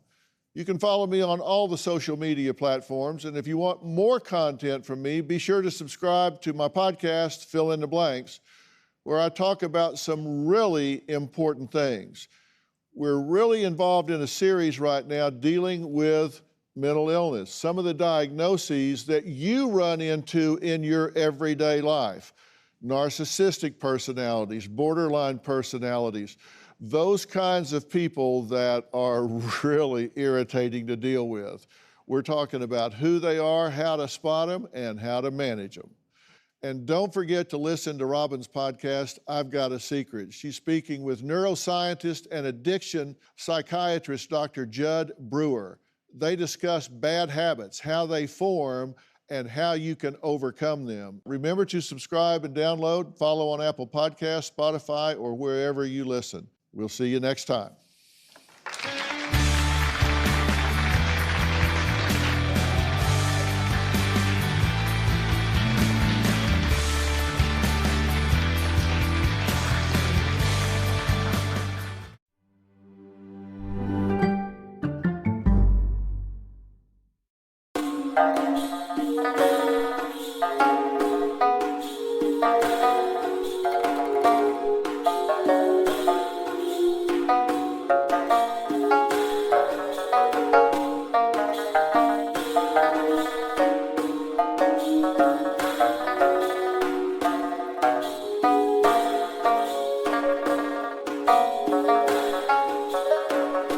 Media.